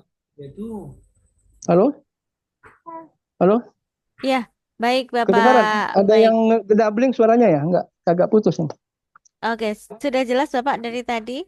Oh, saya lanjut ya. Iya. Nah, jadi dilema itu banyak, Bro. Kalau di Indonesia ini saya kira, jadi ini menarik. Mungkin ke depan kita banyak sharing model-model seperti ini. Ya, kalau dosen ASN mungkin ya seperti Prof di Universitas Negeri Padang yang mungkin aman dari segi pendanaannya. Ya, kalau swasta ini Prof bisa kelihatan lah. Mungkin hanya kampus-kampus Muhammadiyah ya. Saya melihat yang mungkin disupport dari ya Muhammadiyahnya, tapi yang lain tuh, yang ada kampus hidup segan mati nggak mau, Prof. Ya, kampusnya berdiri, mahasiswanya cuma 100, 200, dosen itu kasihan gitu loh. Jadi ya mungkin bagi mungkin para guru besar Indonesia mungkin berpikir kembali kali ya, merumuskan kebijakan nanti dimasukkan kepada kementerian. Seperti apa sih roadmap-nya kebijakan supaya karir para dosen itu bagus, kesejahteraannya juga harus bagus. Nah sekarang kan udah mulai banyak demo nih, demo ASN, soal tukin ya, di kampus-kampus swasta banyak forum serikat pekerja ya itu tadi. Ya cuma pendapatannya 4 juta, 3 juta ya bagaimana mereka menghidupi keluarganya susah. Apalagi dia ingin berpikir meningkatkan reputasi akademik. Mungkin itu kira-kira Prof. Mungkin ada tanggapan sedikit lah dari Prof atau mungkin sharing pengalaman yang bisa atau yang pernah Prof lihat ya. Nah, saya karena kebetulan pengelola jurnal, ya ada 5 jurnal. Kebetulan bukan jurnal di kampus, saya pribadi di luar lembaga kajian. Jadi unek-unek teman-teman itu, tolonglah dipublish. Kalau nggak saya nggak bisa lektor, saya kurang ini, kurang ini. Kadang-kadang artikelnya itu nggak layak, Prof. Template-nya aja nggak sesuai. Bagaimana? Udah direview kadang-kadang. Ada lagi yang saya pengalaman nih, udah kita review, akhirnya dia tarik tuh. Dia publish ke tempat lain tuh. Kalau udah direview, sudah bagus, dia perbaiki kan. Nah, begitu, ya macam-macam lah dilema dosen ini dan macam-macam juga cerita tentang dosen di Indonesia. Mungkin sekian Prof. Terima kasih. Assalamualaikum. Selamat siang. Waalaikumsalam warahmatullahi wabarakatuh. Nah, mungkin ya pertanyaan Pak Syamruddin sangat mewakili untuk rekan-rekan dosen, terutama untuk rekan-rekan dosen di PTS ya. Nah, mungkin ini Prof. Ibril boleh sharing bagaimana strateginya untuk jika memang pendanaan kita terbatas, kita apa sih yang bisa kita lakukan nih Prof. untuk bisa tetap mengupayakan meningkatkan reputasi akademik kita sebagai dosen. Mungkin mini riset yang memang tidak harus menggunakan pendanaan yang besar atau seperti apa sih Prof ini? Dan bahkan bahkan pun Oke. untuk publikasi sebenarnya juga ada beberapa publikasi yang gratis ya Prof ya justru untuk di luar ini begitu. Jadi mungkin dari Prof Ifdil bisa memberikan tanggapan Prof untuk keresahan hati rekan-rekan dosen muda, rekan-rekan dosen pemula yang mungkin mengalami kendala untuk kita bisa publikasi dan juga mungkin masih terbatas support dari support sistemnya. Silakan Prof Ifdil. Ya, eh, ini saya pikir kendala yang memang sudah terjadi dari dari zaman dahulu ya, di mana dosen-dosen ini bukan hanya dosen ya, tapi eh, saya baru saja lewat di FYP saya itu bahwa kriteria dosen ganteng di di di Jerman itu apa namanya eh, rapi, kemudian kalau di Turki dadanya tidak berbulu, lalu nanti di Prancis yang apa yang berotot gitu dan seterusnya. Tapi kalau di Indonesia itu yang bisa jadi tukang ojek, yang bisa jadi tukang gas LPG, ya, yang bisa menjadi apa namanya tukang bersih-bersih. Pokoknya laki-laki yang tampan di Indonesia itu komplit gitu kan. Bisa jadi tukang nyelam, tukang atap, tukang seng, tukang tambal kuali gitu kan. Tukang Istrinya Palu Gada, Prof. Palu ya, Gada, Prof. Namanya ya Palu Pak Gada. Palu Gada ya. Iya, Apa itu ada di kita kan karena dengan keunikan dan apa multi multi etnis kita yang keperluan itu berbeda-beda sekali gitu kan ya. Sehingga memang sebenarnya kenapa ada standarisasi dalam dalam katakanlah di PAK, kemudian katakanlah di di sistem kenaikan pangkat itu tadi Pak Samrudin sudah sampaikan. Kalau saya punya artikel 10 di di Sinta 3 itu kan kalau 10 dikali 20 itu udah 200 saya dapat kum. Kenapa harus ada Sinta 2? Kenapa harus ada Scopus? Nah, ini yang disebut dengan standarisasi. Artinya bahwa eh, secara standarisasi eh, dikatakan layak itu bukan banyak bisa mengendarai semua kendaraan dengan kemampuan tertentu, tapi eh, itu kalau itu banyak bisa semua Bapak Ibu bisa mengendarai motor-motor kecil itu bisa dikendarai semua, tapi nanti misalnya untuk katakanlah kita ada SIM C, ada SIM A, ada SIM SIM B1, B2 misalnya kan. Bagaimana bisa mendapatkan SIM B2? Kendali atas B2 itu kan jumlah rodanya banyak sehingga kontrolnya itu jauh lebih lebih susah dibandingkan dengan itu. Sehingga dibikinlah standarisasi. Intinya bukan sebenarnya kalau kita lihat mohon maaf misalnya kadang-kadang teman-teman kami ini susah naik pangkatnya bukan susahnya di LL Dikti tapi di level level perguruan tinggi aja ini udah susah ya karena kan ada dampak dampak lain ketika Bapak Ibu sudah naik pangkat misalnya demikian. Sementara misal katakanlah universitas tertentu, yayasan tertentu kekurangan dari aspek tertentu untuk bisa mensupport Bapak Ibu ketika kalau seandainya nanti sudah banyak yang lektor kepala dan seterusnya. Dan itu kan memberatkan yayasan di satu sisi. Tapi ini memang tergantung Bapak Ibu. Kalau Bapak Ibu memang benar-benar teraniaya di universitas tertentu, maka Bapak Ibu segeralah hijrah gitu kan, supaya Bapak Ibu tidak sengsara di situ gitu kan. Hijrahlah. Itu apa saran kami. Tapi begini Bapak Ibu, eh, berkaitan dengan dosen kita, entah kenapa dosen kita itu benar-benar merasa dirinya super. Entah di mana pula referensinya bahwa semua pekerjaan yang dilakukan itu harus dilakukan sendiri. Padahal katakanlah misalnya dalam penelitian, dalam standar biaya penelitian itu ada namanya biaya untuk para surveyor, pengumpul data, ada biaya untuk analisis data, kemudian ada biaya untuk banyak komponen-komponen biaya yang bisa dikeluarkan. Dan anehnya para dosen ini ngambil sendiri gitu kan. Nah, di kami misalnya kita eh, saya melihat bahwa mahasiswa-mahasiswa sekarang itu mereka eh, sangat sangat hebat dalam penguasaan teknologi. Mereka mudah belajar. Dosen menjadi guide, menjadi apa penunjuk arah agar mereka bisa belajar misalnya. Katakanlah dalam hal penelitian misalnya. Di penelitian eh, kita lihat di kampus-kampus luar negeri ada namanya RA, Research Assistant. Salah satu tugas riset asisten itu adalah membantu periset utama untuk menjalankan risetnya. Bapak Ibu, ayo eh, coba seleksi dari mahasiswa-mahasiswa semester 1, 2, 3 yang punya kemahiran agak berbeda dan bisa dilatih misalnya untuk bergabung bersama Bapak Ibu, mulai dari publikasi. Artinya apa? Di sini yang katakanlah mungkin kita tidak secara finansial tidak cukup, tapi minimal ada transfer ilmu yang bisa diberikan kepada mahasiswa ini. Katakanlah dengan dia bergabung bersama kita menjadi bagian dari riset, nanti di publikasi namanya ada. Ini juga sudah membangun apa namanya reputasi publikasi untuk dianya ke depannya. Bisa menambah CV dia dalam ketika nanti dia akan bekerja. Nah, pengalaman kami riset asisten itu ada deh dari S1 yang kita ajarkan, dari S2, S3. Di awal-awal dulu ketika S2 belum ada, ya semua masih S1, anak-anak semester. Dari semester 3 ada yang smart.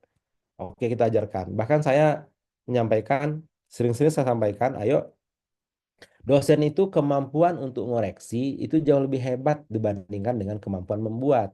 Nah, oleh karenanya Bapak Ibu tugasnya misalnya bikin eh, guideline, bikin outline apa aja komponen yang harus disediakan. Oke, diajarkan pertama kali kumpul 10 orang mahasiswa, ayo Bapak ajarkan kalian menulis karena nanti tugas-tugas dari dosen-dosen lain akan banyak menulis publikasi. Bapak ajarkan komponen komponen artikel IMRAD mulai introduction, method, result, eh, eh, result and discussion misalnya. Apa isi introduction? Nah, nanti kita akan bahas. Apa isi abstrak? Nanti kita akan bahas. Nah, karena Bapak sibuk, saya ajarin ya. Ini ada YouTube, kalian cari cara membuat introduction gitu. Nanti pelajari ya, bikin laporannya, nanti belajar semuanya. Kalau ada pertanyaan, tanya Bapak. Nah, jadi sebenarnya dengan kondisi hari ini, Bapak Ibu tidak harus dari Bapak Ibu sumber informasi terkait dengan ilmu tertentu yang bisa ditransfer ke mahasiswa, yang lalu mahasiswa itu bisa membantu Bapak Ibu. Nah, sehingga nanti di riset-riset itu analisis data juga. Ayo, Dek, Bapak ajarin nih. Kalau multivariat itu kan selama ini kan pengolahannya dengan regresi atau ANAPA. Nah, sekarang Bapak ajarkan SEM ya.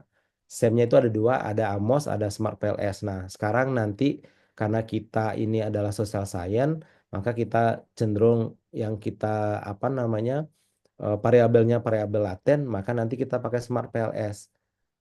Coba kamu pelajari ya, Smart PLS itu coba dibuka YouTube-nya, kamu pelajari ya, itu apa nanti sampai kamu bisa ngolah ya. Kalau udah bisa nanti lapor Bapak. Kalau ada kendala tanya Bapak.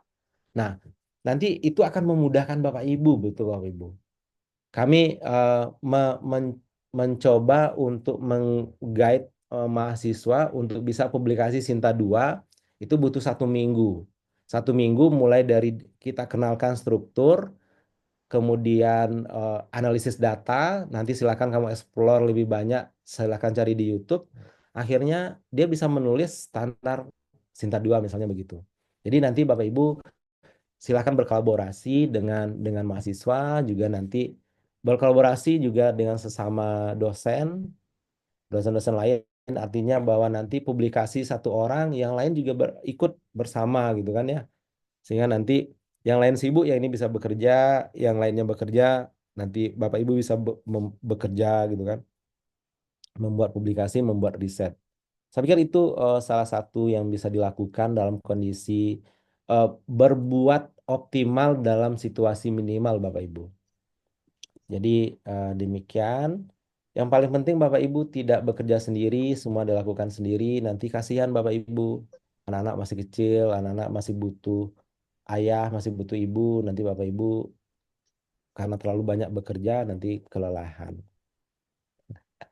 Demikian Bu Rida, terima kasih. Semoga Ya, ya. kegiatan hari ini bisa memberi manfaat dan semoga bisa menjadi ilmu yang bermanfaat.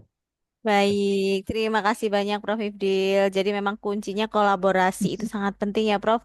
Kolaborasi bukan maksud untuk titip nama ke mahasiswa, tapi bagaimana kita bisa berkolaborasi, kita mengarahkan, kita sebagai dosen, kita memberikan arahan, kita mendampingi mahasiswa kita sehingga mahasiswa kita pun bisa untuk lebih baik dan juga bisa berkolaborasi dengan kita untuk mengembangkan keilmuan kita ya Bapak Ibu sekalian, karena pastinya itu sangat diperlukan saat ini, networking dan juga kolaborasi. Baik, terima kasih banyak Prof. Ifdil. Mungkin terakhir untuk sebagai closing statement ini Prof. Ifdil, adakah yang strategi apa lagi atau tips apa lagi nih yang harus dosen-dosen Indonesia ini tetap berikan semangat supaya meningkatkan reputasi akademiknya sebagai dosen? Silahkan Prof. Baik, terima kasih Bu Rida. Bapak Ibu, eh, untuk bisa hebat, untuk bisa membangun reputasi itu memang tidak bisa dibangun oleh sendiri, Bapak Ibu. Kita butuh tim, kita butuh butuh apa namanya rekan kerja, butuh support dari banyak hal. Sehingga Bapak Ibu dalam membangun ini tidak bisa sendiri. Sehingga Bapak Ibu mulai coba lihat rekan-rekan kerja, mahasiswa, Bapak Ibu mulai menyeleksi mahasiswa-mahasiswa yang harus ikut menjadi rekan dan tim Bapak Ibu, sehingga nantinya ke depannya eh, bekerja bersama-sama untuk membangun reputasi bersama. Jadi ketika mahasiswa ikut bersama Bapak Ibu, dia akan membangun reputasi dirinya yang nanti ke depannya dia juga menjadi mentor atas junior-juniornya di bawahnya. Sehingga nanti dia menjadi mata rantai yang tidak terputus, sehingga akhirnya semua yang bergabung bersama Bapak Ibu nantinya, apakah rekan kerja, apakah mahasiswa, akan terbentuk reputasi yang sama, akan terbentuk eh, apa namanya kerjasama yang nantinya saling menguntungkan tentunya. Tetaplah bekerja dan berusaha, berupaya sehingga nantinya ke depannya pendidikan kita semakin maju, tetap berbuat dalam kondisi minimal, tetap berbuat optimal. Demikian Bu Rida, terima kasih. Assalamualaikum warahmatullahi wabarakatuh. Mohon maaf Bapak Ibu jika ada yang salah. Terima kasih, dikembalikan ke Mbak Rida. Baik, Waalaikumsalam warahmatullahi wabarakatuh. Terima kasih banyak Prof. Ifdil untuk waktunya, untuk sharingnya, untuk semangatnya lagi. Dan tadi sudah diberikan gambaran kenapa kita harus menyusun roadmap, bagaimana kita menyusun reputasi akademik kita sebagai dosen untuk bisa dikenal di masyarakat, untuk bagaimana kita berkolaborasi ya Bapak Ibu sekalian, tetap mengupayakan yang optimal di tengah keterbatasan dan semoga setelah ini nanti ada kabar baik untuk kita semua untuk bisa mensupport pendidikan Indonesia menjadi lebih baik dan pastinya rekan-rekan dosen Indonesia lebih semangat lagi untuk mengembangkan keilmuan sehingga banyak support juga yang harapannya bisa hadir untuk kita semua ya Bapak Ibu sekalian. Baik, terima kasih banyak Bapak Ibu sekalian. Terima kasih sekali lagi Prof. Ifdil atas waktunya. Terima kasih atas kolaborasinya dan juga Bapak Ibu sekalian rekan-rekan peserta jangan lupa mengisikan absensi, bisa mengisi absensi dan langsung mendownload e-sertifikatnya ya Bapak Ibu sekalian. Dan jangan lupa pastikan isikan alamat emailnya sudah benar karena nanti akan kami kirimkan materi dan juga fasilitas peserta lainnya seperti voucher dari penerbit Publish dan juga ada voucher untuk mengikuti kegiatan dunia dosen intensif lainnya.